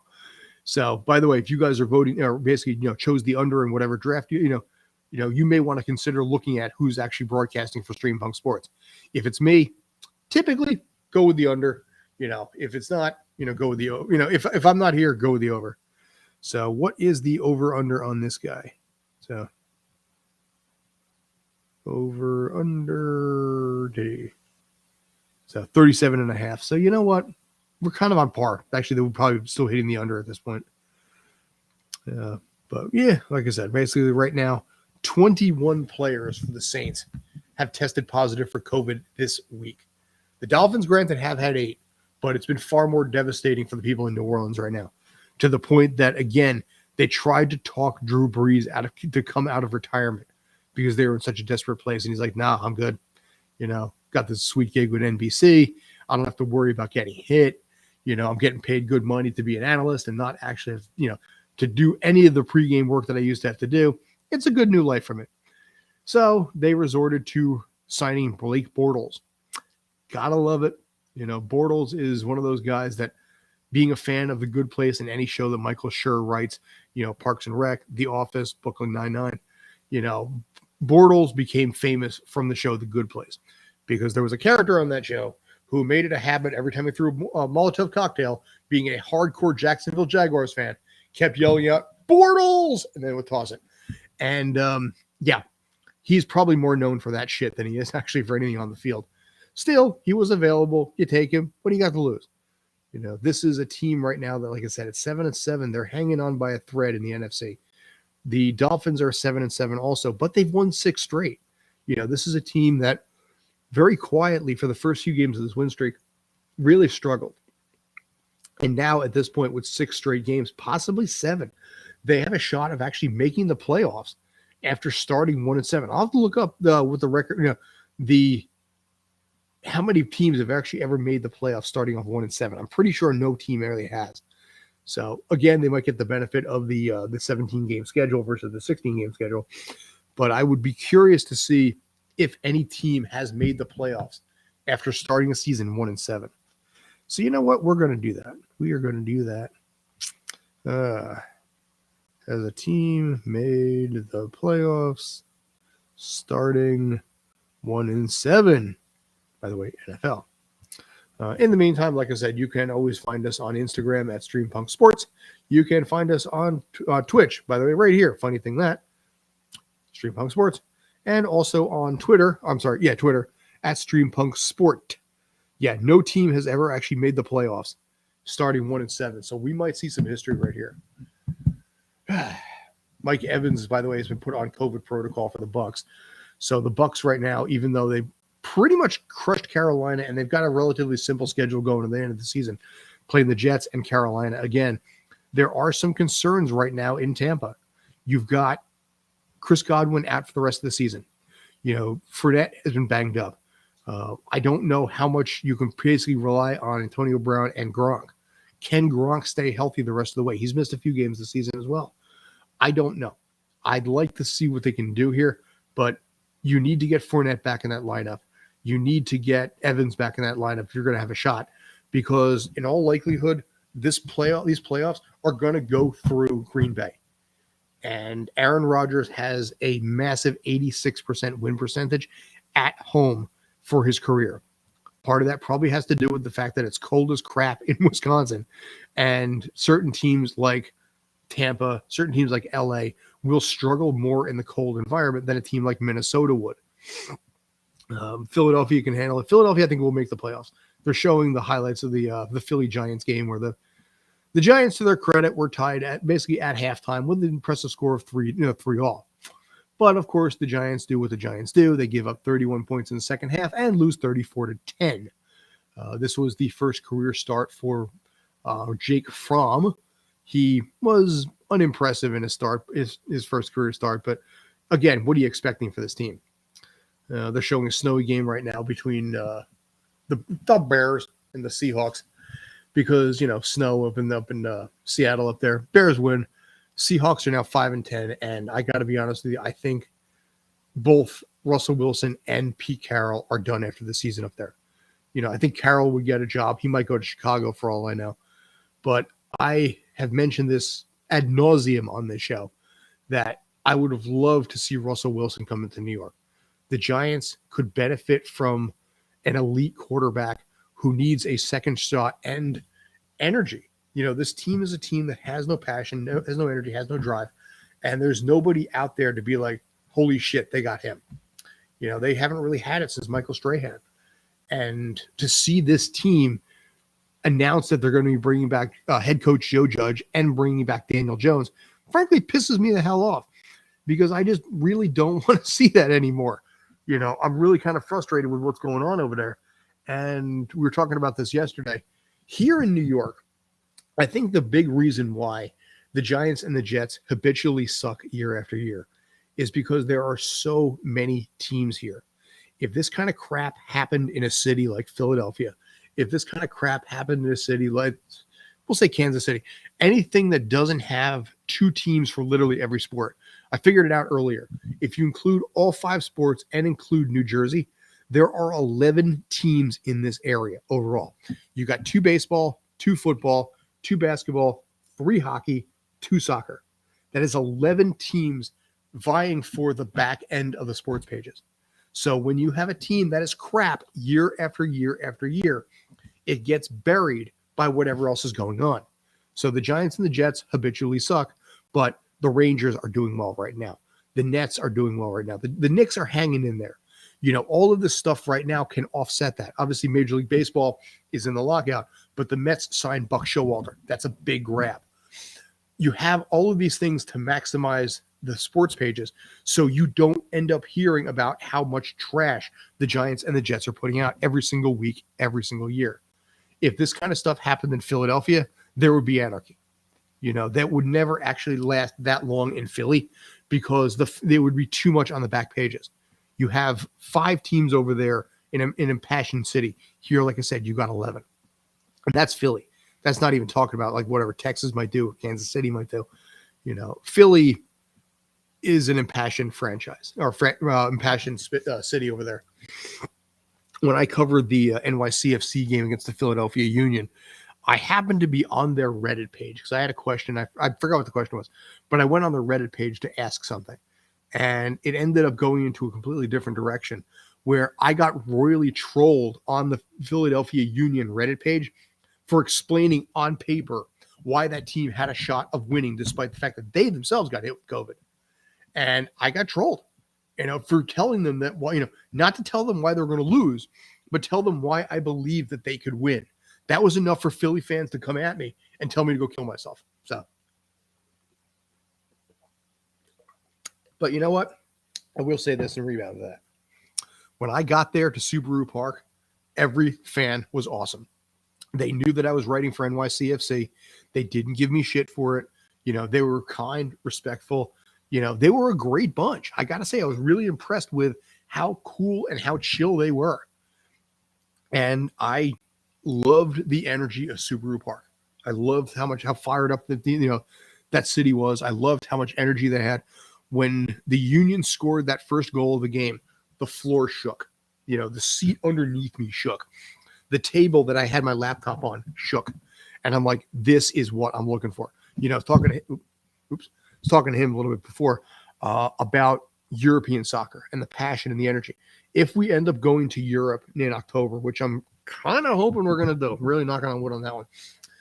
I do want to pick up a couple of soccer matches, football, European football matches, just to get that energy, get that vibrancy, because I don't have it here. New York City, when it comes to the sports franchises here, are very golf clap like. You go to a Yankee game and it's just like,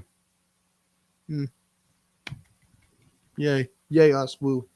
And it's boring, man. It's fucking boring.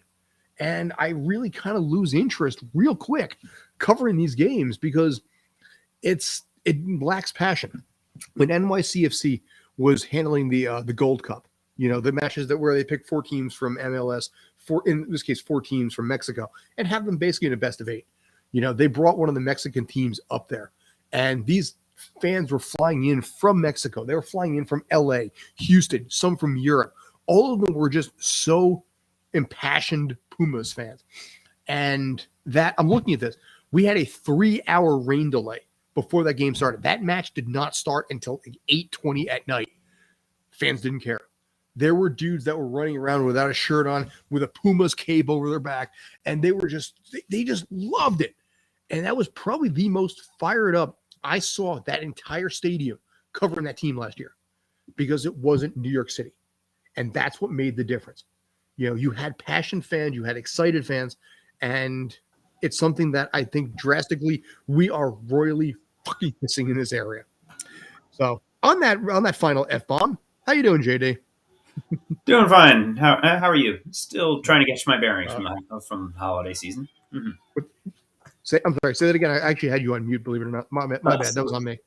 I said I'm doing okay. Still catching my bearings in the holiday season, trying to remember what day it is.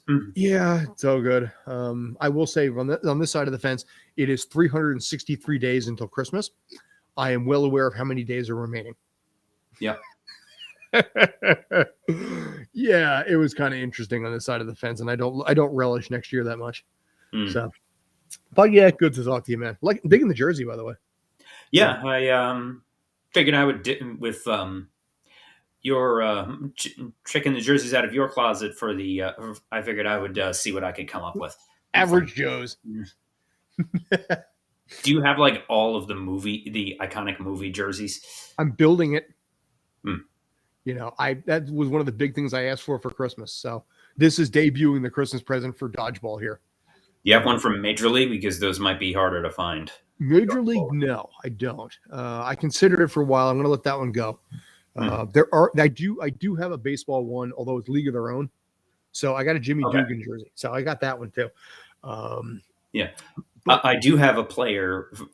There's one jersey that I get, baseball jersey that I got recently, not a Mets jersey, but it's a Chicago Cubs jersey, and it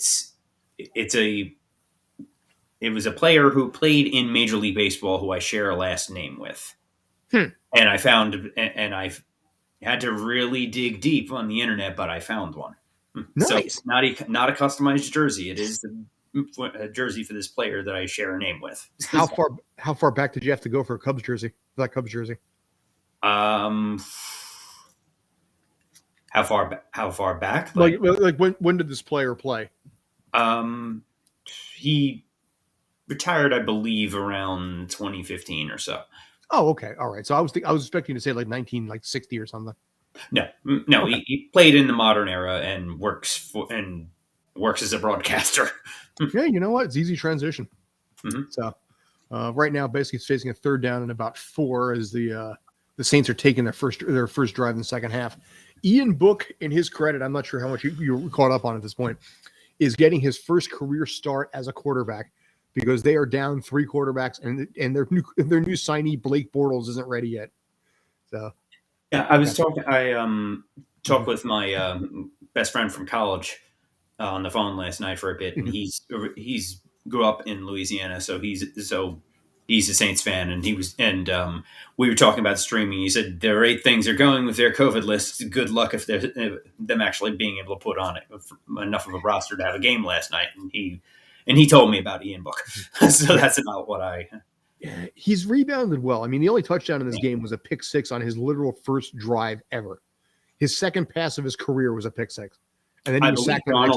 I believe Sam Darnold's first pass was a pick 6, if I remember correctly. Yeah, not the career you wanted to get things going with, but he's gotten better. I mean, they punted the ball right now, so Miami's getting the ball back.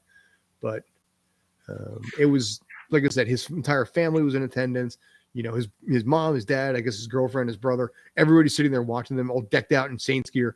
And it's like, bam, pick 6. And it's the only touchdown of the game so far. Yep. So, but otherwise, it's the token, Scott is broadcasting the game, ergo it's going to be a low-scoring affair. So we've got, by the way, you probably saw the names in the chat over there. We got somebody from London that's been, last couple of nights has been, commenting a lot. So it's right now about 3:00 in the morning over there, but, time be damned. They're going to stay up anyway on a school night. Oh, absolutely. So, but yeah, overall, did you have a decent holiday? Yeah, it was. Some plans were shifted around due to people's COVID exposure and comfort levels. Yeah, my partner's dad actually got it, but we hadn't seen him in a bit, so we're all good. So they were supposed to come over here on Christmas Day, and that was canceled. But so we'll just do it after New Year's. Mm-hmm. Fair. But he's okay. He's just sniffles and some stomach issues, but he's all things considered, he's got a pretty mild case. Yeah, this variant is hitting more people faster, but it's not as brutal, and for the most part, isn't going to kill you. It's just going to make you sick for a little bit. But yeah, the Saints have 21 players that tested on this. Yeah. in the last week alone. So yeah, it's you were talking about the fact, will they have enough players to get on the ice? Sorry, this is a hockey commercial. On the field, yes, barely. But, Yeah, I was wondering about that, and I figured that would probably be the answer, and that's where we're at. like Yes, I said, they just made it, and they're down to a rookie quarterback they just signed. rookie quarterback and Blake Bortles. I'm sorry, I just keep saying I've been the entire time. I've just been quoting Good Place, like this entire show. Apparently, they also did put out phone calls to Philip Rivers and Drew Brees. Yes. Both told the Saints, both told Sean Payton, thanks, but no thanks. Yeah. Well, so Brees, it wasn't like Blake Bortles was their first phone call. He's a solid bronze medal there, Mm-hmm. But I mean, Drew Brees would have been a good choice, but the truth of it is he's comfortable at NBC right now. He's got a nice easy. Sure. Oh, yeah. Easy gig, national television, money. Yeah. Not getting hit in the head. You don't have 300-pound guys trying to kill you. Dude, really? No. But Jalen Waddle's had a great day today. I forget what his numbers at. He's probably about 7 or 8 catches so far, but he's been a good chunk of the Miami offense. That's good for my other fantasy team, which I don't have money in, is actually in the playoffs. Nice. As we've discussed, the pathetic season for my main fantasy league for money that finished last. Yeah, and where did you land on that one? What's that? Where did you land on that one? What seeding? The seeding in the playoffs for the one that did you end up in last place overall? Yes, I did. So I'm watching the championship matchups to see how bad my renaming experience is going to be. And for those that haven't heard, heard us discuss this previously, the punishment factor in my one league with my job, the person who finishes in last gets their team renamed the following season by the person who won the league that year. And there's no mercy for the week. Yeah. So, and then you have to keep the name for the whole year. As an example, there's the person in this who finished in the league who finished last this past season.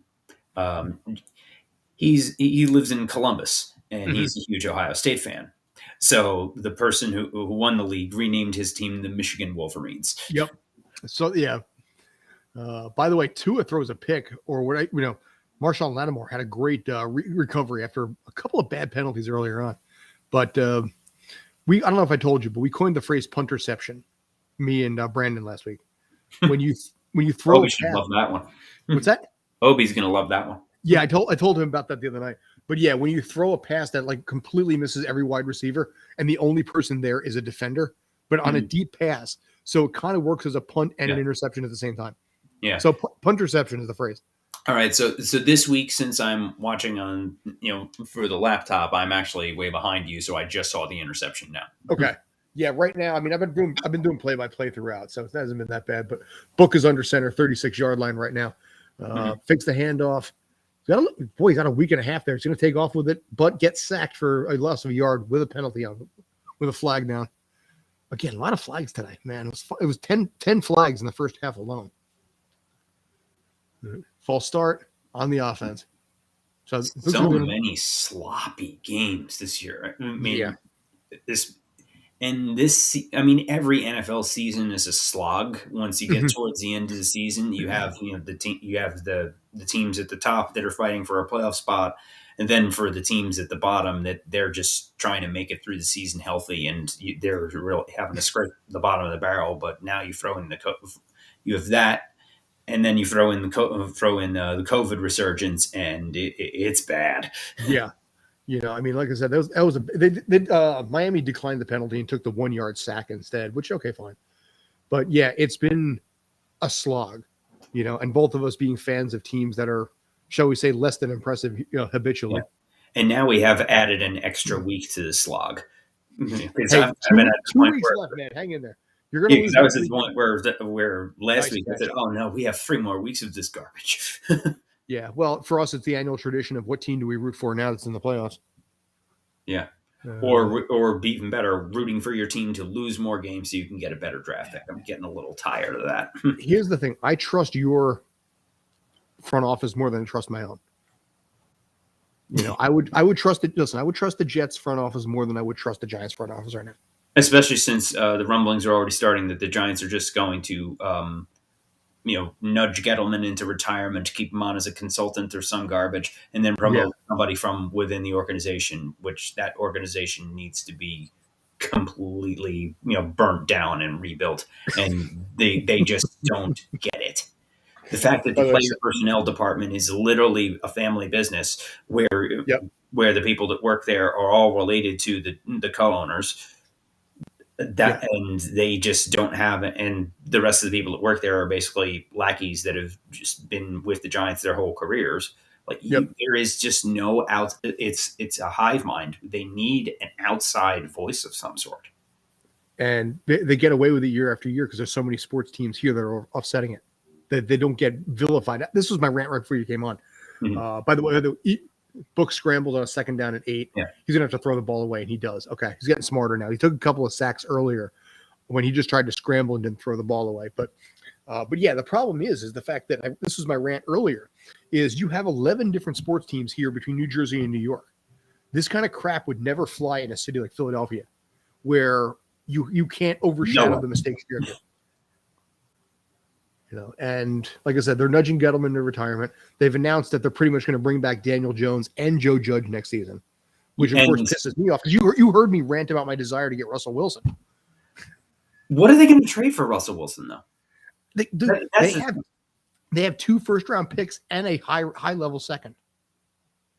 You can you have a team with a bunch of holes, and you're going to trade away your only valuable commodity so you can get a quarterback and fill none of the other holes in the team. Brilliant. You know why? Because it gives an energy to that team it hasn't had in years. That team does not play to win. That team plays to play. Yeah, you see how well that worked in Jacksonville this year. Listen, Jacksonville, yeah, okay, fine. But I think, like I said, the team needs an identity right now, and it doesn't have a bona fide leader and an identity. And that's why, like I said, to me, Russell Wilson getting his second shot in New York City could have been it. Daniel Jones is a nice kid. He's not a terrible quarterback, but he's not a strong leader. He's too much of a nice guy. The team, you can have a quarterback that's a nice guy if you have somebody on there that's an unbridled badass. There is not an unbridled badass on the team. There's nobody on that team. Yeah. They haven't had it since Strahan. Even Eli Manning wasn't like the badass. And another sack. That's about 4th down in this case, but that is like the 5th or 6th sack that kid has taken today. And once again, they got to punt the ball. But like I said, I look at that team, the Giants, and there's just no energy. There's no passion. There's no excitement. I mean, even when basically they were tied at 3, they were tied at halftime. And this is what I've talked about. They do just enough to give your fans hope and then fall to crap. They get 31 points in the second half.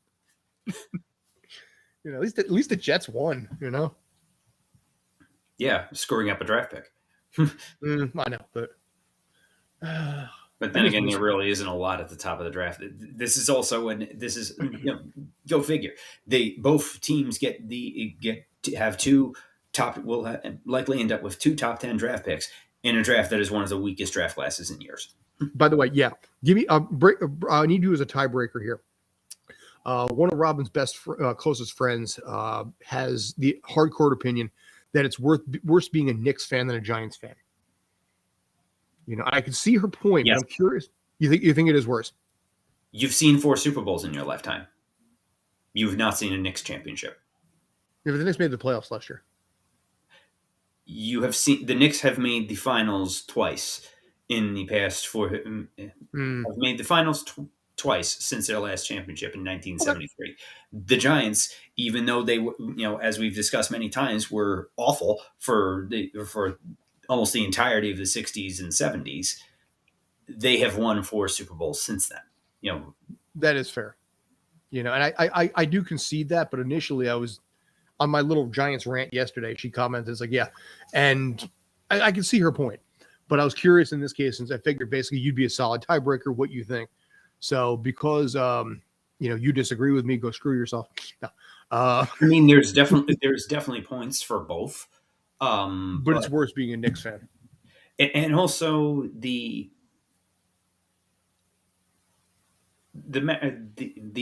while the Maras and the Tishes, as incompetent as they might be, at least they seem to be overall nice people. Mm. Jim Dolan is a real asshole, and Is an ass, yeah. I know people that worked at MSG corporate and have heard some crazy stories about just what it's like just working in that culture, in that toxic culture. While the Maras, and clearly the Maras and the Tishes are much better to work for. They never fire anybody. Guaranteed job security if you can get in the door. Yeah. Next week, got the Browns and the Steelers on Monday Night Football. That's going to be a battle of crap. Yay. So, well, I mean, over under on how many times you see like a progressive Baker Mayfield commercial. Yeah, 7-8 versus 7-7-1. I can't not wait. There was a meme I saw earlier today with a screen grab from that commercial saying Browns in the playoffs. The Browns in the playoffs be like at home with Baker Mayfield. Dude, that team. We were doing NFL Insiders yesterday. I thought that team was going to win 11 games this year. I finally had hope and some faith in Baker, but I think you know what it is. I think I was talking to Brandon about this last night. Part of the problem is he does so many of those commercials that eventually they become distracting on the field. Yes. I mean, Gronk does a couple of commercials, but he's just sitting there, sitting in a chair, standing next to a guy, reads a cue card. He's out in a few hours. But these are progressive. No pun intended. Also, Gronk is one of these Super Bowls, and he's a slam dunk Hall of Famer. So yeah, but also it's not the Gronk commercials and things like that are not time consuming. Those commercials for progressive are. Because there's new ones, there are new settings, new environments. It's not just park Gronk here, say shit. He has action, he has movement. Yeah. It slows down. Gronk read lines. Gronk get it's like Gronk on phone reads cue card in front of him. We do 10 takes, bye, get out. Literally 3-4 hours of his day and he's done. And it's like, okay, that's Gronk. Third down and 9, by the way, for 15-yard line. Tua with the snap on the shotgun, throws it deep down the right side and completes it for a first down.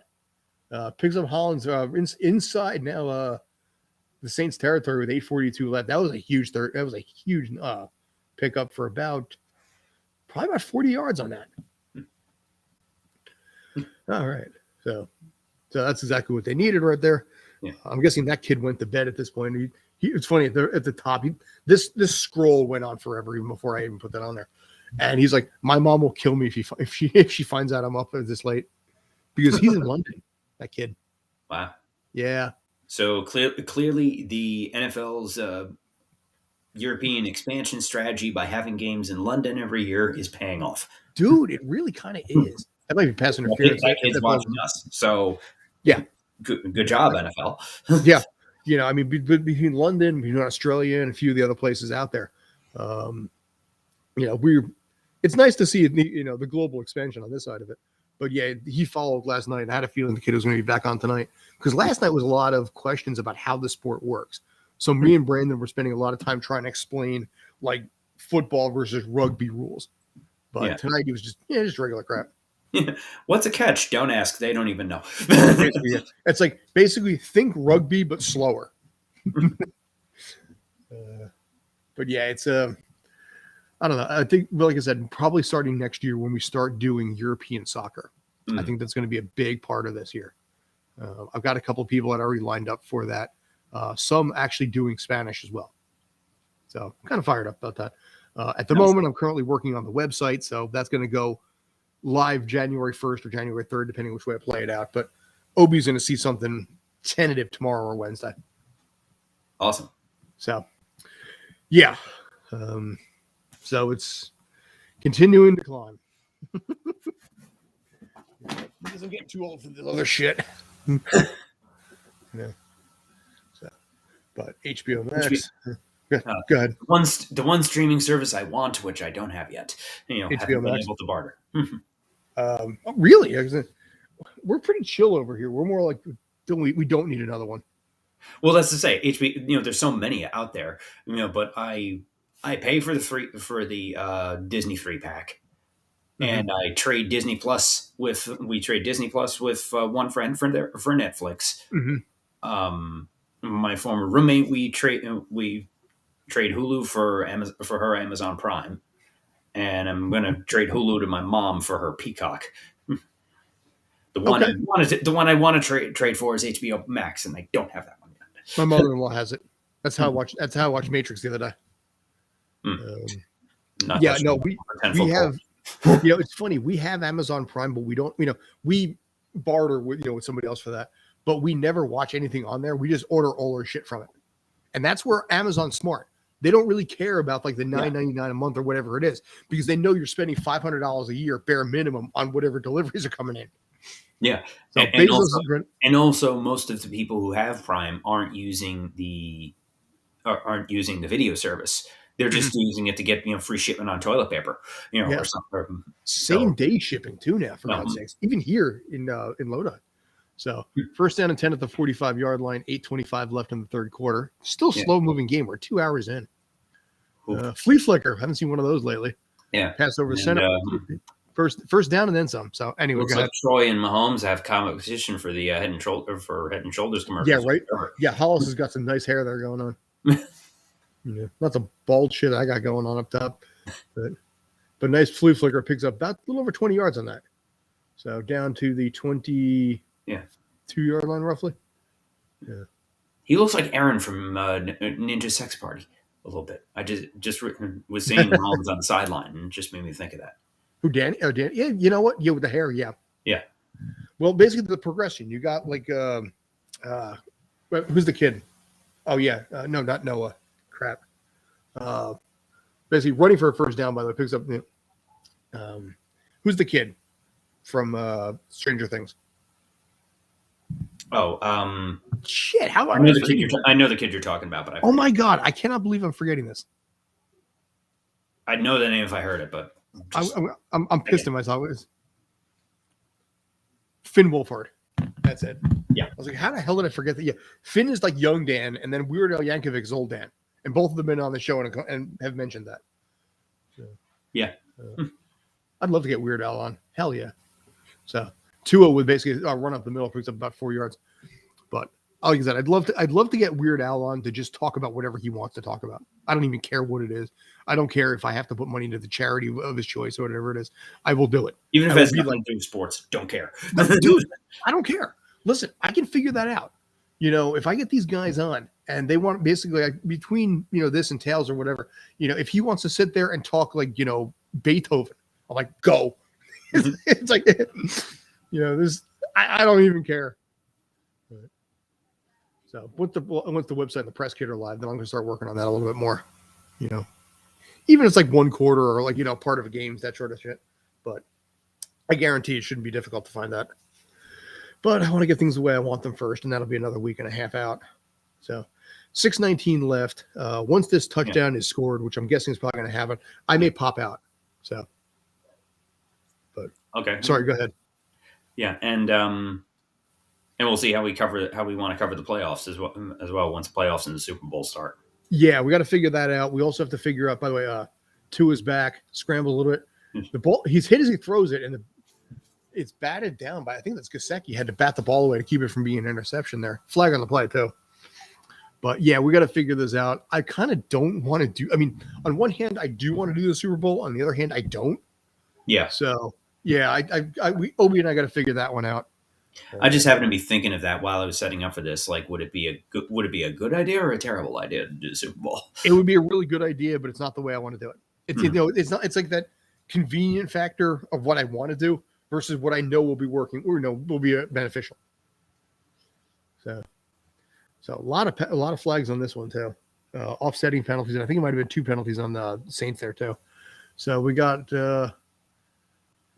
roughing the passer. Yeah. I think there's a I think hold I'm on that about to too. play behind. Okay. Yeah, I just saw a lot of referee movement. Yeah. Yeah, hit as he threw it, and they just lobbed it. Gesicki had to knock it down to keep that ball from being intercepted. But ultimately, it's still now first down and goal. And another penalty on the Saints. Dude. Like you said before, it's sloppy as crap. Yeah. I can't remember a year where I've seen so much bad football. Yeah.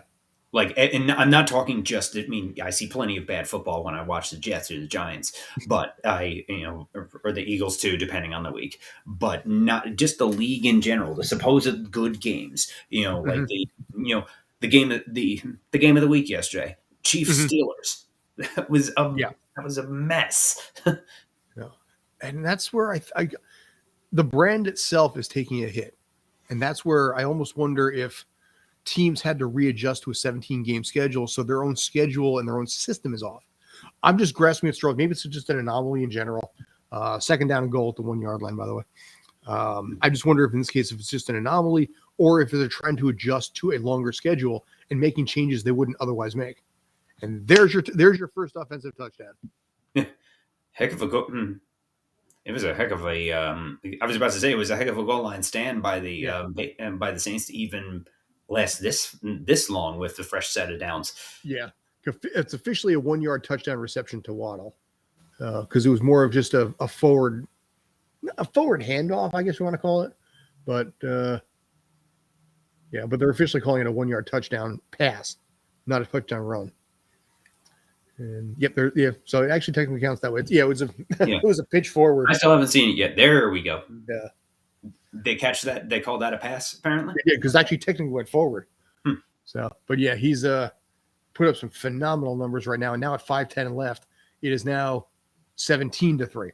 Very easily could have been 20-3 because it was a missed field goal on a 59-yarder that went wide right after Sean Payton took a timeout to ice the kicker. And Parsons missed it the second time. First time he nailed it easily. Second time he missed it. So we got a commercial break. I'm going to pop right out. Yeah, I'm looking at. All right, well, let you pop out for a second. I'm actually looking. Be back in 2. Yeah, I'm looking at my fantasy scores right now. Actually, hasn't registered the Waddle touchdown yet, but when it does, all right. I guess I am winning this game.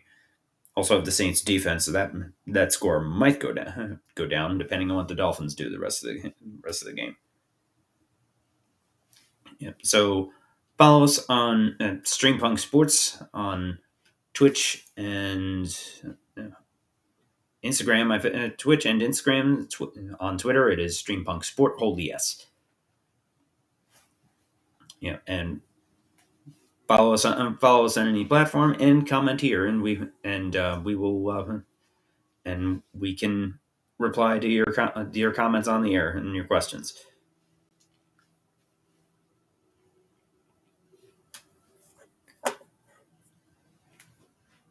It seems like every other commercial I look up and I see Tom Brady's face between the ads he's doing and with the man in the arena episode coming up. So why so many episodes? Why does this need to be stretched out for 10 episodes? I haven't watched a minute of it, but if anybody has, feel free to comment. But just why? Why do this for this long?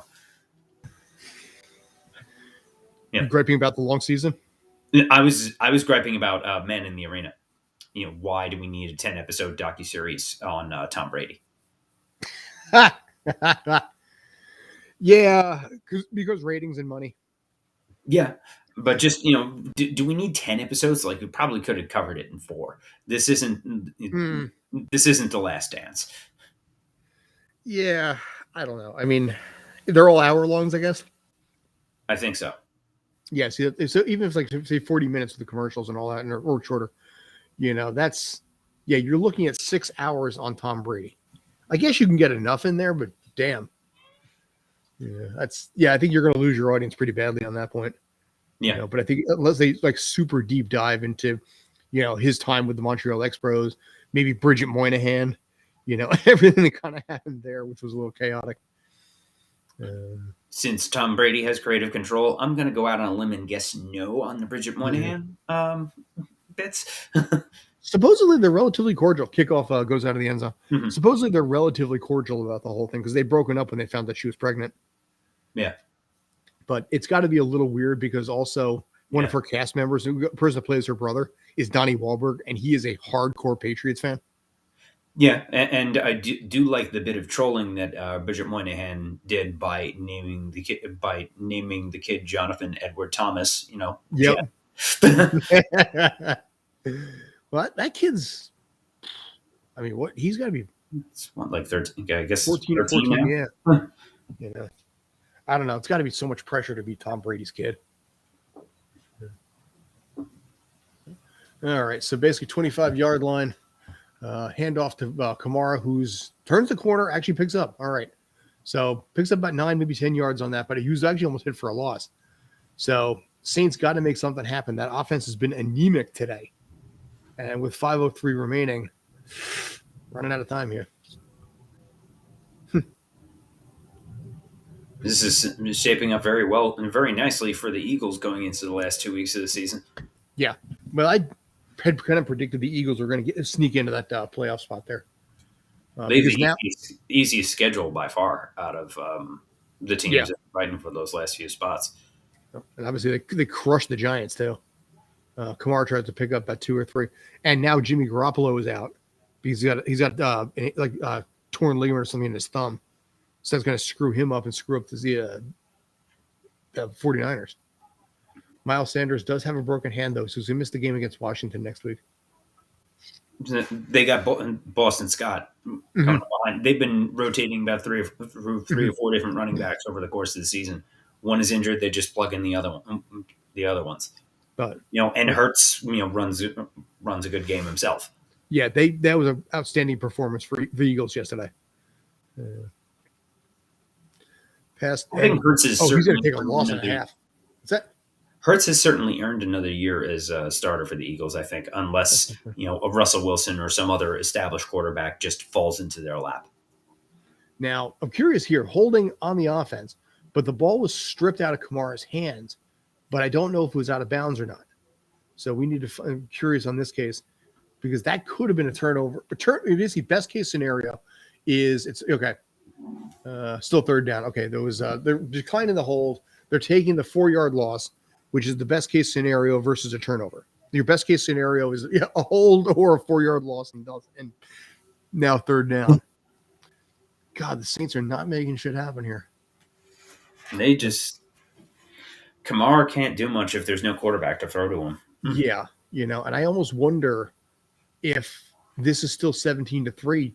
Do you bring in Blake Bortles, or do you ride it out with the kid? Is Bortles even dressed?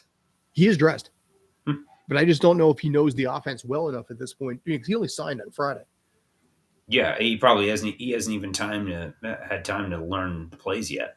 Yeah, completion is going to prevent defense, so it's going to bring up a 4th down in about 5. 3:26 left in the third quarter.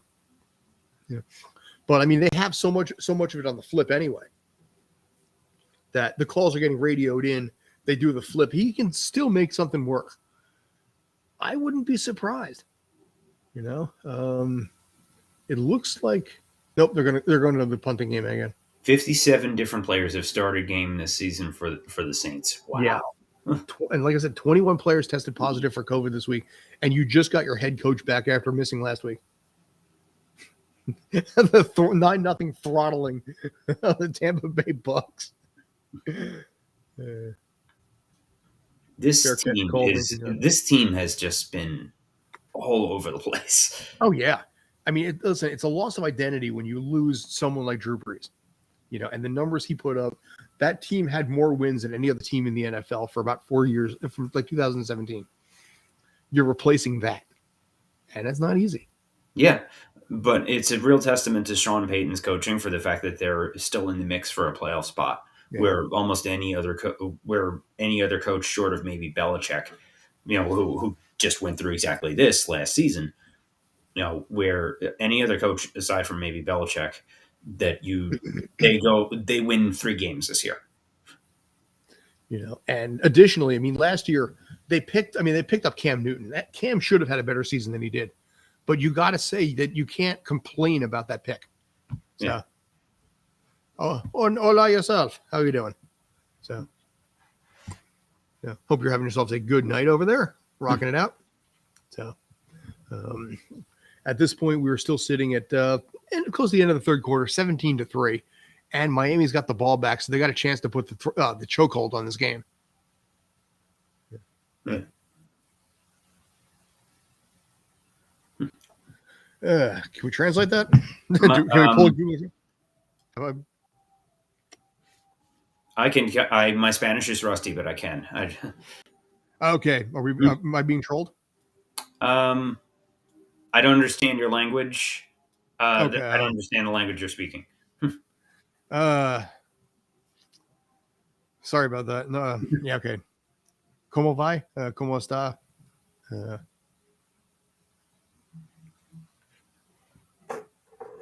Portuguesa or Espanol? Let me try this.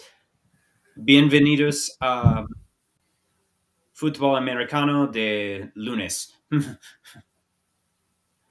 Welcome to Monday Night Football. Nicely done. All right, maybe I don't need Juan Carlos. So thanks. That one I got. Yes, I figured it out. So, yeah, like I said, I brought Juan Carlos in. He wouldn't be a problem. Yeah. The problem with basically him on press conferences, Americano de football. Fútbol Americano de Estados Unidos. 19-yard line right now. Tua's got it. Handoff. They pick up about 3 on that. So you got a 3-yard pickup there. Yeah. Argentina. Okay.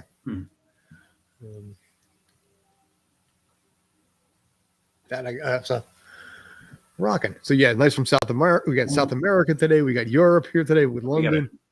Getting a global reach here. Getting the global reach. I'm loving it. We just need a little more Asia. Get some Japan in there. I was speaking Japanese before, and nobody heard. Nobody say it though. But we will be covering, like I said, soccer itself, World Cup, and all of that next year in multiple languages.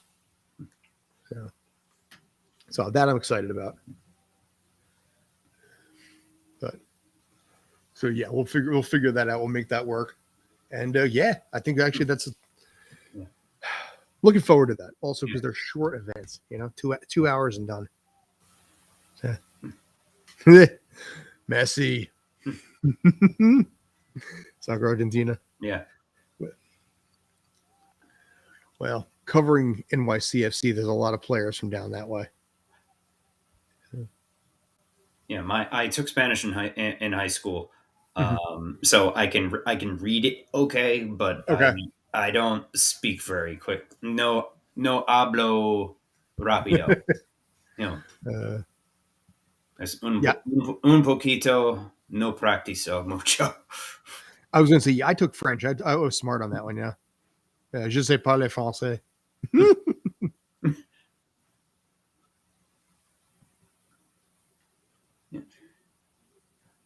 We're almost 2.5 hours in, and we're not even done with the third quarter yet. I know, yeah, but yeah, basically talking Argentina, because I cover NYCFC. Tati Castellanos, how's that a name for you? Recognize that one? Maxi Morales. By the way, punt is underway at this point too. Tati's probably going to go to Europe too. I'm pretty sure of that. Takes a good Miami bounce back down the 11-yard line. Almost got hit. Almost touched a Saints player there too. But yeah, Tati Castellanos. Yeah. I'm about a play and a half behind. I just saw the shot that Tua took. Mm-hmm. Oh yeah, trying to run that ball, which ended up being a 4th down and 1. Start concussion. Do the concussion check. Split in the sideline, please. Yeah, right. That was a hard one. I almost thought it hit him in the shoulder though, but even so, I mean, it looked like a helmet to helmet on the replay I just saw. That's the reason. Oh, there we go. Nice. Nice. So, welcome. So, Almost not one of me. Taught me NYCFC. I know like Tati Castellanos, Maxi Morales, Brazil, obviously, with Thiago and Santi Rodriguez and the rest of them. But I knew, I do cover some soccer with some of the Argentinian players. 22 seconds left. U.S. American football in this case, third quarter. We had a long game yesterday too, man. I mean, that game didn't end until like 11:30 at night last night. That was what, 56-7? 56-14. Oof. So last play of the quarter here. Kamara picks up maybe a yard, but it sets up a 3rd down and 5 at the start of the fourth quarter. Yeah. With this extra wild card, there's going to be some real mediocre 7 seeds in both conferences. Losing records 8 and 9 is certainly plausible with so many 7-7 teams going at it right now. Yeah. But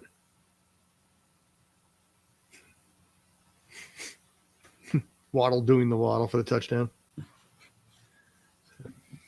But yes, we will be doing soccer come January and February. So nice. You did better at that than I probably would have done, on my side. Yeah, most of the Spanish that I ended up learning was like stuff from Burger King. I did pretty well in Spanish in high school. I just sort of, because it wasn't, I didn't really need it for my major in college, so I didn't bother taking any placement tests or anything.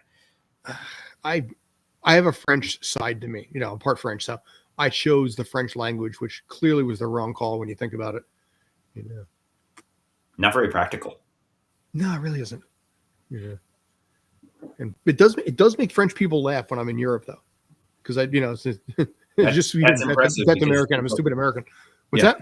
It takes a lot to make French people laugh. Usually they hate you. Well, but see, when you're derogatory towards the fact that you're American, they laugh at that. Mm-hmm. So that worked. So, hablan amigos. Mm-hmm. She's saying we're good people, I think. Yeah, thank you. Gracias. I appreciate it. So, I've been meaning to pick up more Spanish and get stronger with it, especially with the fact that there's so many Spanish people in the U.S. Yeah, they taught Latin at my high school, and I knew a few people who took that. And I asked one of them, "Why would you do that?" And they said, "Because I want to be a lawyer." Yeah, okay, that makes sense. We had Latin and Italian in ours, but they dropped both of them because they were dead languages and nobody cared. And also, our town had like no budget for anything. Yeah. Also, like in a lot of schools, it was like one old guy who taught each one, and once that dude retires, they're just not going to offer it anymore. We had that. The guy that managed to put his size 42 waist into a 32 pants every single day. Legit, it was impressive how he pulled it off. That sounds painful. It was an odd thing to look at. Nice guy though, I gotta say, he was a really cool guy, but he was trying too hard to compensate. All right, so Book is now basically they're on 3rd down. They are 0 for 8 on 3rd down for a negative 14 yards. So 3rd down and 5. Book is back, throws over center, completes, but is going to be short by a yard. Do you go for it? Or do you punt the ball away yet again? You're down 2 touchdowns. Just go for it. Yeah. Hand the ball to Kamara or Ingram and let them do what they got to do.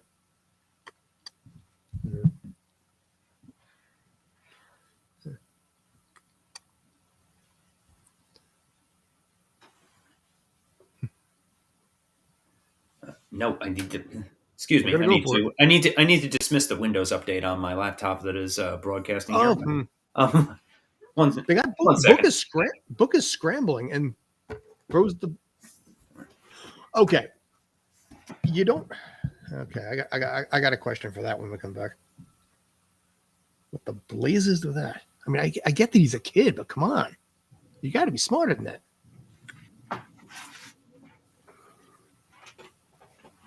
Still haven't seen the play yet.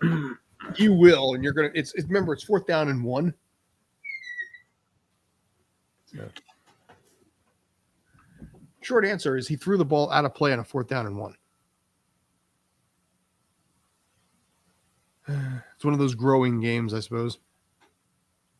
I mean, if you had nowhere to throw it. I mean, Yeah, but it's 4th down and 1. You're down by 14. Just say screw it and throw it. I don't think he. Like, I think he just panicked because the coverage broke down so much that there was yeah. about 5 guys running at him. Yeah. But now you've given the ball back to the Dolphins in your own 38-yard line. But also at the same time, throwing it away is better than getting sacked and giving it to them at the 29-yard line. Yeah, but I don't know. Like I said, I would have figured just throw the ball deep, hope to God, and see what you can do.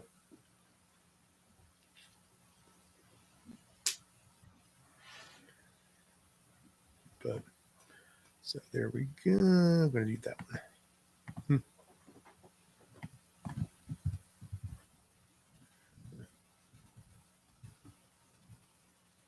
Waddle's having a day.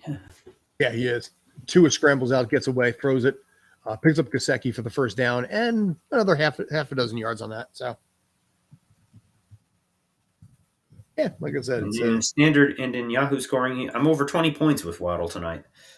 he's had a good day. So in the league that I don't have money at stake, I'm winning that semi. I'll be in the final for that. That usually is how it works. Yes. But, yeah, throw that shameless plug out there. All right. Yeah, Gesicki 3 catches for 22 yards. I didn't start him tonight, and it didn't really matter. 21-yard line, 13 minutes left in the fourth quarter. Nobody back, so Tua's just taking the ball and throwing it, and he's going to throw it. That's not an incomplete pass. Gesicki was calling for a flag there, and then shortly afterwards grabbed his crotch on national television. That was nice. So, yeah, you got an itch, you got an itch. You know, those things, listen, those jocks are uncomfortable, man. Yeah, it's just like every baseball game. Dude, yeah. I don't know. Literally, I never wore them. They hurt too much. You just hope you don't get whacked there. And apparently, that's a surprising number of major league players do the same. Oh, sure. You know, and pay dearly for it. Yeah, you kind of hope you just don't, but take your best shot at it. I mean, it's one thing if you're an outfielder, but if you're an infielder doing that, good luck. Mm-hmm.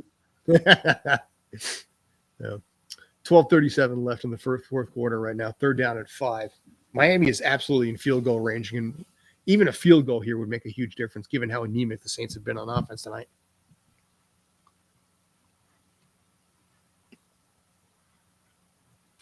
Yeah, overall, right now, the Saints have 108 yards overall, 58 passing and 50 on the ground.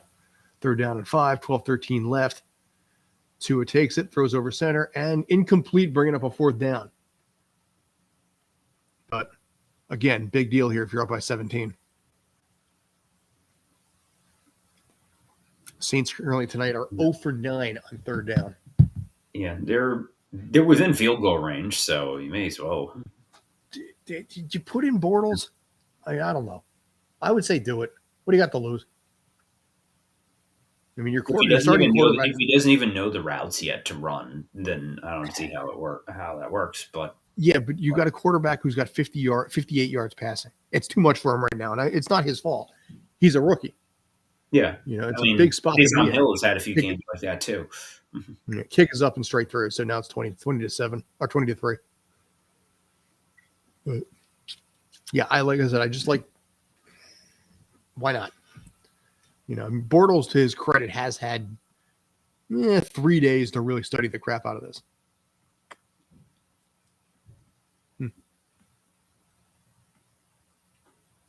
So, yeah. Yeah, but with Hill and Simeon both out, and then bringing in Bortles, Bortles and the rookie. It's a tough spot. I mean, it's a desperate move. Just like Washington having to sign Garrett Gilbert off of the Patriots practice squad last week. Yep. And the Giants signing Jake Fromm off Buffalo. Yeah. And then putting Mike Glennon back in to throw an interception. Yeah, that was tough. Yes. Luckily, I didn't watch that game, but I just watched the highlights of it after, and since I had one of the other games on for background noise, and then it went to the local news and had the poll that I sent in our group chat.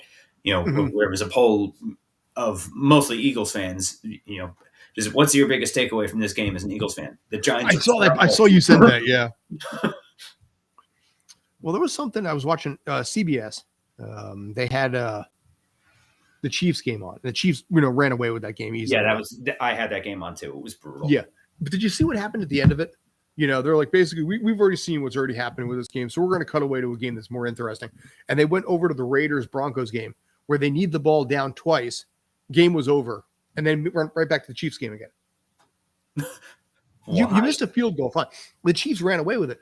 But it was like, we cut away for something that was more interesting. And all it was taking, Derek Carr taking the handoff, kneeing down twice. And they're like, and that's the end of the Raiders game. We're going to go back to the Chiefs game now. So I don't know if Jared was covering one of those games right now, but I got to find that out. Gripe to him about it. It's like, what are you guys doing that for? Yeah. We're an Eastern marching band in New Orleans. The marching band is probably more entertaining than the game so far. Really? Yeah, cool. Give marching bands a little more respect. They don't really get enough. It's not as dweeby to be a band geek anymore. When we were a kid, you didn't want to announce that you were a band geek. I was in chorus. I was a step further down. Same here, yeah. Well, it was easy. It was easy. 5 credits a year. You sing, you harmonize, and then you go home. Yeah. So just across the 20-yard line, 11:59 left. They're bringing Book back out. Got to wonder if the fans are starting to leave too. Dylan, is that how you say that name? Number 42 on the Dolphins. I wasn't. I actually missed that. It was F-E-J. It started with F-E-J. I saw that. Okay, yeah, one of those Norse names. Yes. So Book overall 11 for 16, 79 yards. That's not bad for a first time out, but he's back. It's better that's better than some of the lines that Zach Wilson has put up this year in a few games. But he picks up a couple 3 yards. Scrambles doesn't get much more, but the clock is still running, and they're down 3 scores at this point.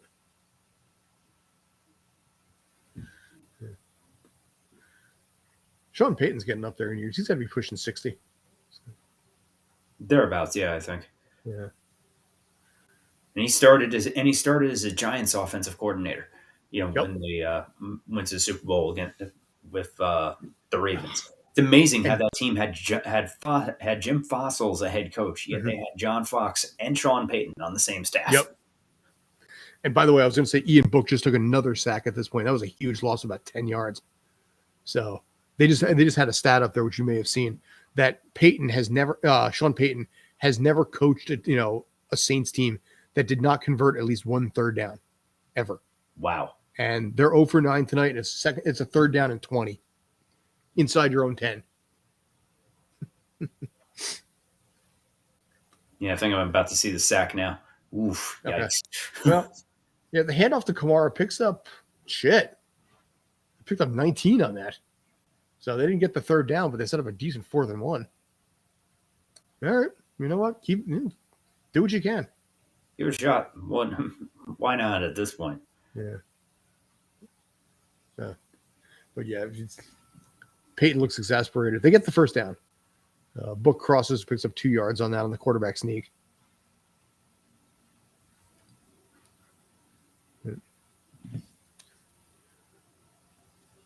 They're spending a lot of time looking at Sean Payton's face.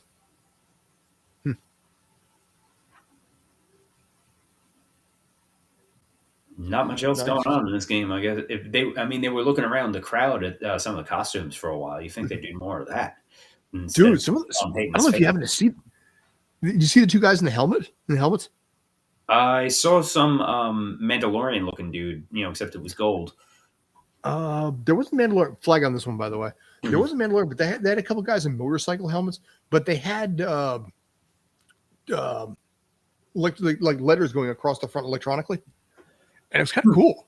Nice. I've lost my ability to speak here, by the way. Illegal block on the defense. Me not use mouth good talkness. I'm not even masking yawning anymore. Screw it. I don't even care.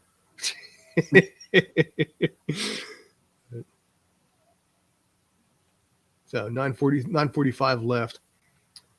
Saints actually move up at this point. They're now to the 37-yard line.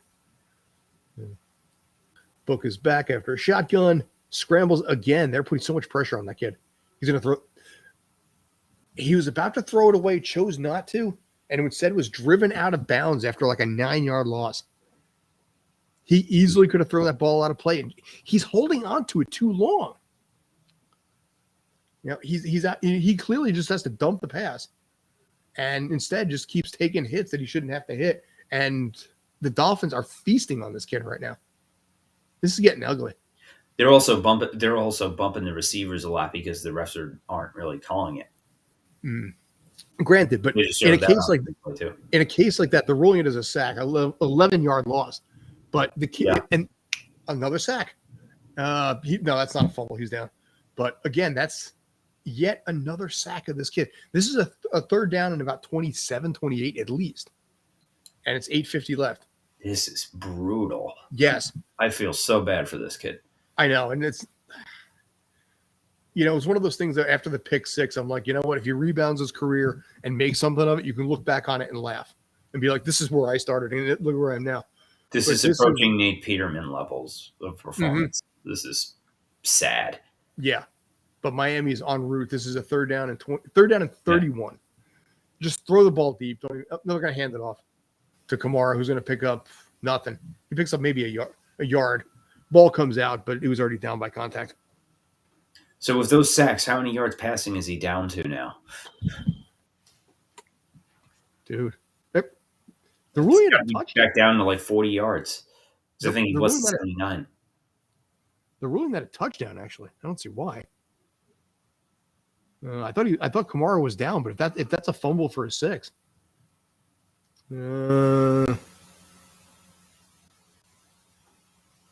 I think that play. Let's see. I think he's down by contact.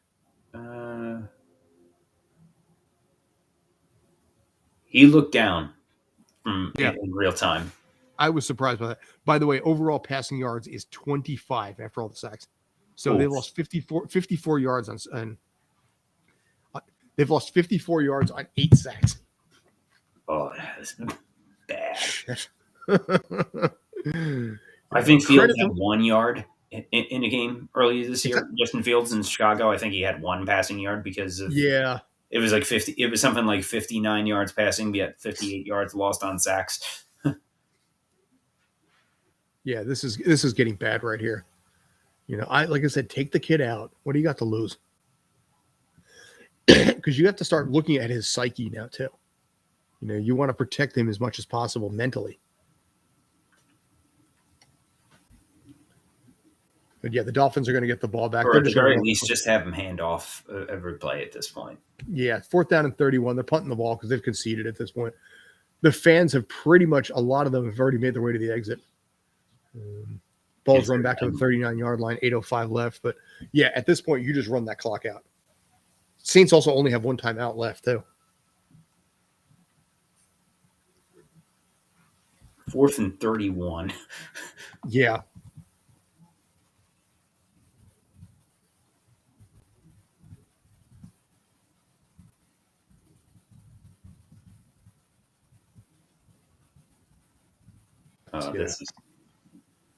I know. I'm just kind of like, can we root for the clock, please? So I don't have to actually look at like that thing I just put up there.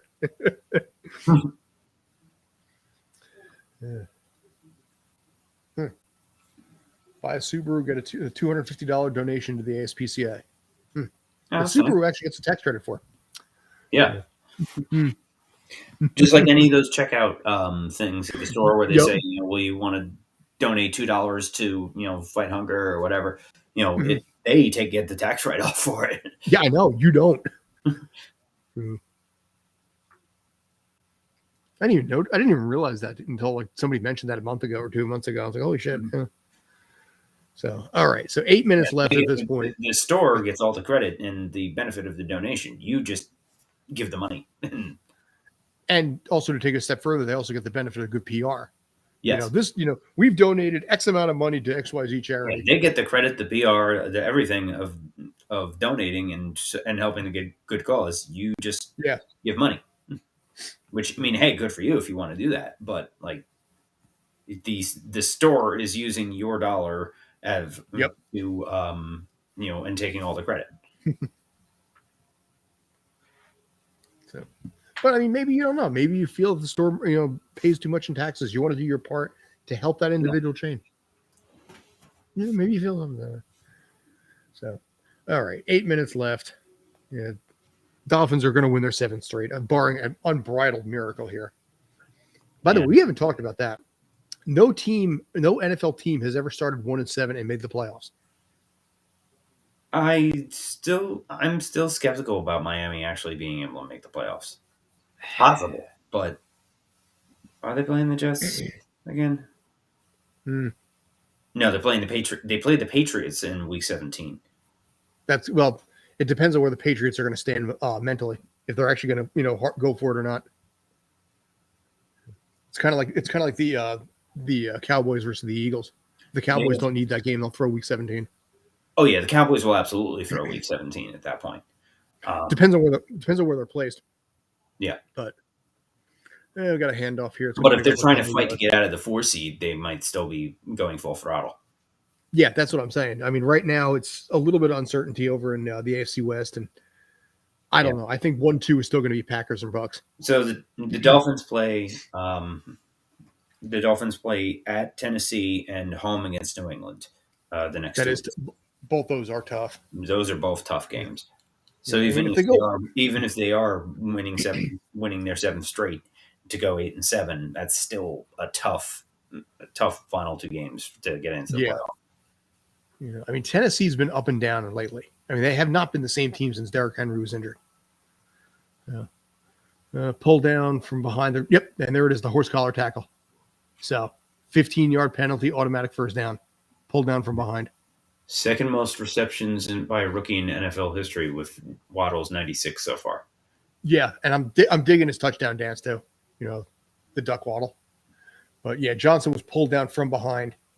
Personal foul. Yep, holding on the neck on the defense. So horse collar on Pete Werner. So that's another. They have taken so many 15-yard penalties today. So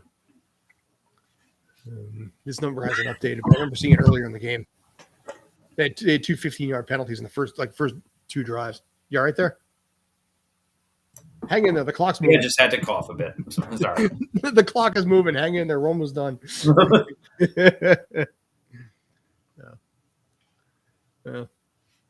Tomorrow night we got Sports Den. If you want to do that, I'll give you the link.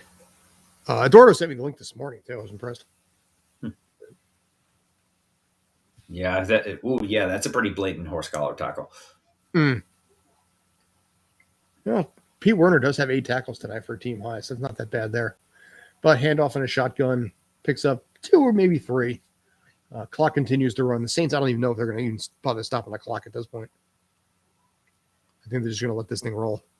The count. Wow, it seems like more. The count on penalties is 6 penalties for 60 yards on the Dolphins so far, and 7 for 62 yards on the Saints. I'm pretty sure. Yeah, go ahead. It feels like a lot more. Are you looking at Google right now? Because I'm not sure they've updated. I'm looking at Yahoo. You're looking at Yahoo, okay.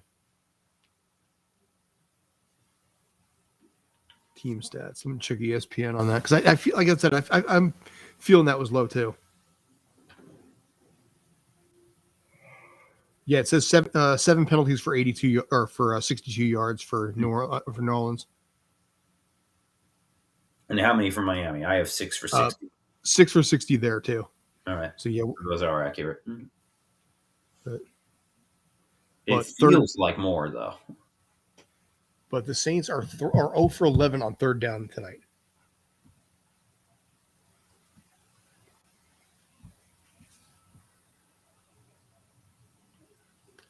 highlighting I some hope of he my does. I hope this Dan kid Marino. does better with whatever USFL team he signs with this spring. What's that? I hope that Book does well with whatever USFL team signs him this Yeah. this spring. The USFL team, the USFL is, the minor league football, like the developmental league that the XFL was. Mhm. Like I said, I'm fired up because the Generals have already been announced as a team coming back, New Jersey Generals. So I'm very, very happy about that one personally. I still have the cups from 7-Eleven back in the 80s.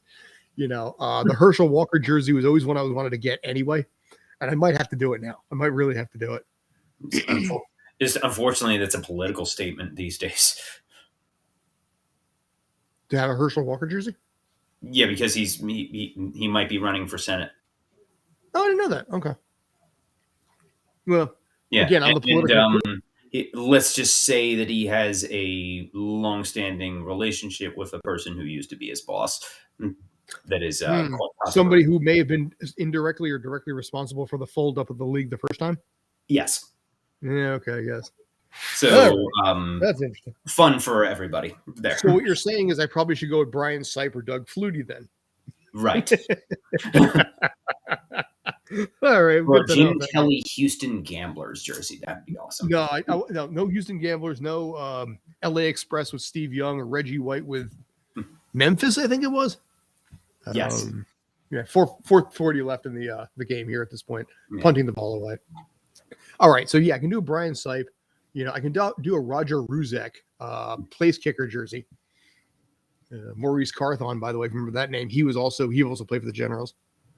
I forgot he played for the Generals before he went to the Giants. Mm-hmm. Before he went to the Giants, who I think he ended his career with the Jets too. Carthon. He did. Because I remember him when I first started watching the Jets. He did. He was because Parcells signed a lot of former Giants and Patriots to that team. Mm-hmm. So he was one of the ones around there. So was Pepper Johnson and Jumbo Elliott. Yeah. Yeah, Pepper was named that because he used to put pepper on his cornflakes as a kid. Yeah. By the way, the Saints have the ball at their own 1 yard line. 4:32 left. Book with the handoff to the fullback who picks up one. The dances are getting a little over the top. Yeah. Oh yeah. Like this game is bad enough, but the Dolphins don't need to rub it in like this. No, like I said, just make sure to play for no injuries. Just end this game, go home. That's what we were saying last night when that game got blown out. That game was 42-7 at halftime. Yeah. But we're wondering if we're going to Obi had the privilege of streaming 2 Washington games in a row. That is true. Well, actually, no. Well, last night was Brandon. Oh, I thought Obi was on last night. Okay. No. Nice kid. By the way, nice kid. And still on his feet to the 40 and across midfield and out of bounds at probably, I don't even know what the yard marker was. Far and away the best play from scrimmage tonight for the Saints. Yeah, maybe there's a little life yet. So, but the 20, almost went down 30 to. Yeah. I don't know exactly where he landed though, so I'm trying to figure out right now. I'm so far behind. I'm still watching some dude on the phone in the luxury suite. That's Dan Marino. Yeah, there's something down I to didn't the 41. even recognize him. Wow. Down to the 41. Well, he's been retired for 20 years. Yeah. So pick up 2 yards on that, but bring down inside of the 30, inside the 40 rather. Yeah. Well, I mean, all right. I thought actually, no, I'm sorry. I thought there was an injury that involved the foot being turned in the wrong direction. Yeah. Kids, Dan Marino was an actor who was in the Ace Ventura movie. Go ahead, say again. I said, you're right. That was a sweet catch. Mm-hmm. Yeah. Yeah, most people don't remember he was in Ace Ventura or the Isotoner glove commercials. Yeah. It was so funny that my partner and I were watching an episode of something on Smosh, the YouTube channel, and the boss is who's also one of the actors, is giving gifts to the other people in the sketch. One of them is completely dude that he it's them not liking each other is one of the recurrent running gags. But for one of them, he gave the first gift he gave was a signed John Elway helmet. And So the next as they were giving the second gift, I said, are these going to be signed isotoner gloves from Dan Marino? You know, he probably would. They're probably on eBay right now. You can buy them that way, I'm sure. I'm sure he's autographed a few over the years. Yeah. Yeah, I wonder if like Johnny Bench ever autographed like Ben Gay or whatever things or Shaq or autographs like Icy hot. I don't know, whatever Shaq is advertising this week. Yeah. Saints are a third and 9 right now. Still 0 for 11 on third down with no completed third downs today. Yeah. So, here, Shaq, nice to meet you. Sign this box of Icy Hot. Basically, yeah. You know, I also have this incomplete pass brings up a 4th down and 9 to Kamara. Yes, I also have this bowl of frosted flakes. I have this plush little general from the general commercials. I think he did something for like a printer jet or something. Like HP printer or something. He's done so many over the years. It's hard to remember them all. Jersey's own. Up there with the Manning brothers, where there's so many that you just dude, they're whoring themselves out pretty heavy there too. They're probably making more money endorsements than they did in the league. Oh yeah, and so much money in the league. So much easier. I mean, I'm not sure how much money Drew Brees is probably making from DraftKings commercials. I would guess it's probably comparable to his NBC salary. Probably, yeah. And again, so much easier in this case. Cue card, walk. Let's see. Shaq's done commercials for TNT, the General, Epson printers. Okay, Carnival Cruises, Icy Hot. You mentioned that one. Buick, Pepsi, Papa John's, Age of Beard. I'm not even sure what the hell that is. Fordo Coffee. Yeah. Knocked down 9 times. Book has been knocked down 9 times, sacked 8, hurried 16. Oof. Yeah. We think the Giants and Jets have bad offensive lines, but the Saints, to get to this point of the season and how many quarterbacks they've knocked out is, because Hill had the hand injury even before going on COVID protocol. He's gonna throw and intercepted there. So, ignominious start. Tough hit, but I'm watching the montage of all the sacks and knockdowns so far. This is you're feeling bad for this kid. My God, feel bad for this kid. Oh, dude, quarterback rating might literally be 0. Probably. Yeah, 2 interceptions in this case. And the Dolphins had 6 sacks against the Jets last week, 8 so far tonight. Here's what I will say though: some of the sacks on Book tonight were his own fault. He's holding the ball way too long. What's that? He's holding the ball too long. Exactly. There's a couple times here where he easily could have thrown the ball out of bounds and should have, and at least 2 sacks that I can think of, maybe even a third. Yeah. I mean, I don't blame him for throwing it here. It was a bad pick, but yeah. So, okay, I'm sorry. I don't mean to sound like not trying to sound like I know fun, but dead horse to the top with these Dolphin celebrations. Like this is they're embarrassing the team. Yeah, I see your point. This is so unnecessary.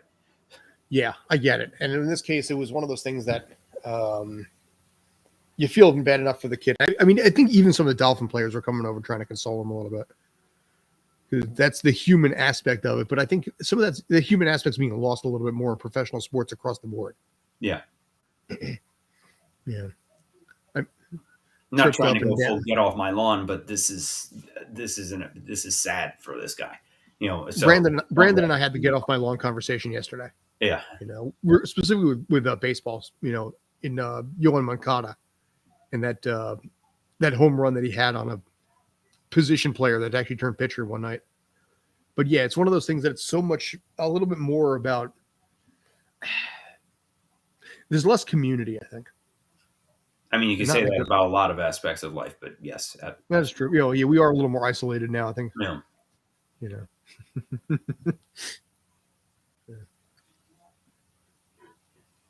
I mean, I saw you the other night, and it's the first time we saw each other in years. Yeah. I saw Obi. I mean, I did the show with Obi for a while. I saw him once, and that was the first time I saw that guy in 30 years. Facebook, we were trying to figure out how long it was. Facebook told me it was 10 years since we met. Okay. Okay. So, but yeah, so Obi and myself saw each other earlier in the summer for the first time in literally 30 years. One of the things he told me is I could have sworn you were shorter than this. Because the last time he kind of saw me, I didn't get a growth spurt until senior year of high school when he was already out. So I was one of the shortest kids in my class and then peaked at like 5'10" and a half during that year. So he just assumed that I was like 5'6", 5'7". Because he was a year or 2 years older than you. But, he's 2 years older, but 1 grade ahead. I was the youngest kid in my grade. Oh, okay. Yeah, so would you never be the youngest kid in your grade ever. It's a bad idea. But I knew Obi when he was always a bigger. I mean, what you see now is not what he used to be. I saw one of his Facebook throwback pictures and didn't even realize it was the same person. That dude topped out at like 300 pounds, and I knew him. He was always a bigger guy, but like football player, wrestler type bigger guy. Mm-hmm. So that picture he had in like Bangladesh or something surprised even me. But now it's like the guy's like 185. It's like shit. I wish I was 185.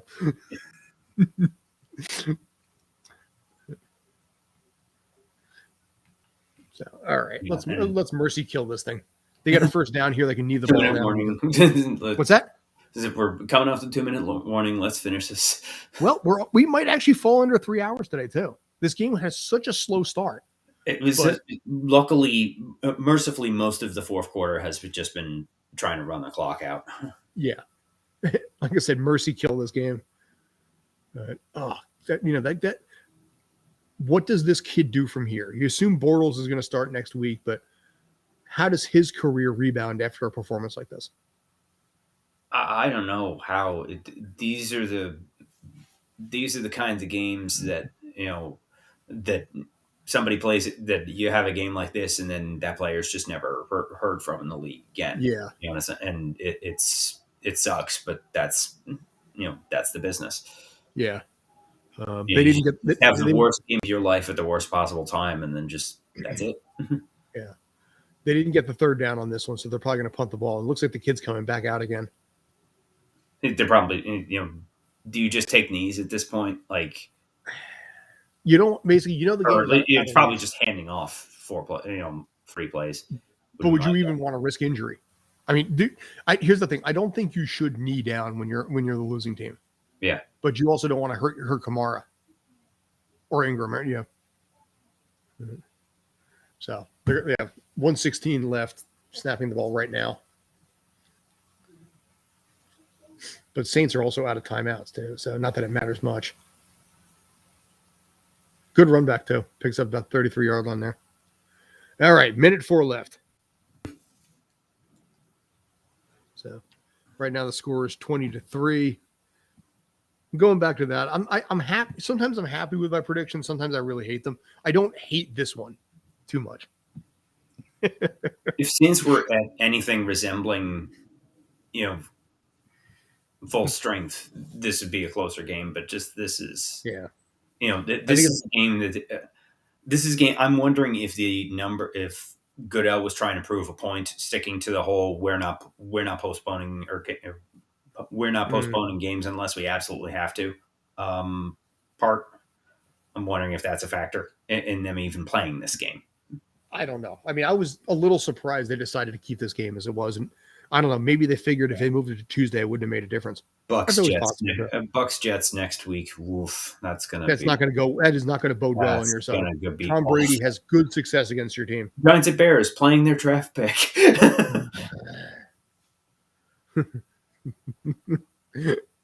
Yeah, my weekly battle of the bleh.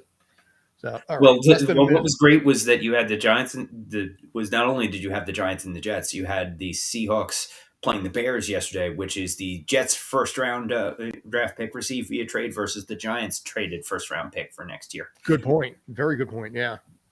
But yeah, that game. So once again, the Giants lost. That's what we do. So, all right, probably the last play of the game right now. It's the 35-yard line, 14 seconds on the game clock, 30 overall. And it's a handoff, picks up, I guess, to Ingram. And 25 seconds left, and they're out of timeout, so they're not even going to try it at this point. So the Miami Dolphins, first NFL team with a 7-game losing streak and a 7-game winning streak in the same season. That's actually hilarious, man. That is something, and Dude. I mean, I thought that a team that would win their first game and then lose the final 15 was one of the craziest things, which I believe has happened twice. I know the 2001 Panthers did, and I think the Jaguars may have done it last year. But 7-game winning streak and 7-game losing streak in the same season is quite impressive. Is shocking to me, yeah. So, all right, so there's your final score. I'll put that right up there as we wrap this out. So, also, this is the first time in Sean Payton's coaching career that he has never converted a third down. Yeah, going, I believe, 0-12 or maybe 0-13. I'm not sure exactly what the final tally was on that. But credit to the Dolphins. They're 8-7 now. They're in the playoff hunt. Saints fall to 7-8. That is a knife in the chest for their playoff hopes. And Brown Steelers next week. Man. Maybe can we farm that off to like Brandon and Obi? Maybe, my cat has diarrhea. I can't do it that night. Oh God, it's gonna be terrible. Yeah, I'll be farm it out, bringing somebody on the sly. I'll be going back to work the next morning after 11 days off. Yeah, I may have a COVID test that day next morning, so it won't be that bad. All right, well, we're gonna wrap it up here. Thank you for coming on. I appreciate that. Thank you all the guys that are following from 2 different continents, actually 3 different continents tonight. So I appreciate that. And we will be back on Thursday night. I don't know who's going to be playing. I'm not sure I'm not sure who's going to be covering on this side. I meant to say. I don't think there is. I don't know if there is a Thursday night game this week. So I was trying to look that up before. There may not be. NFL week. I feel like I should have known that too. Yeah, no, there isn't. All right, night off, rocking. So. All right, so yeah, because in this case, Thursday night is off. Friday morning, I will be up at probably 7 a.m. I'm going to hit up some Quick Check, get some crap food, and then binge watch all of Cobra Kai for that season. So, plan's already in place, man. All right, so anyway, thank you, Mr. Walker. I appreciate you for coming on. We will be back on Sunday then at that point, basically Stream Punk Sports. We're going to figure out some new stuff coming up in the pipeline. Like I said, soccer's on the way, MMA is on the way. New year, new year, new network. We're going to build this thing. So, as always, have a good night. Any final thoughts? Are we good? There isn't much to say about this game. No final thoughts. Thank God it's over. All right. Have a good night, guys. Take care. Appreciate the love. Take care.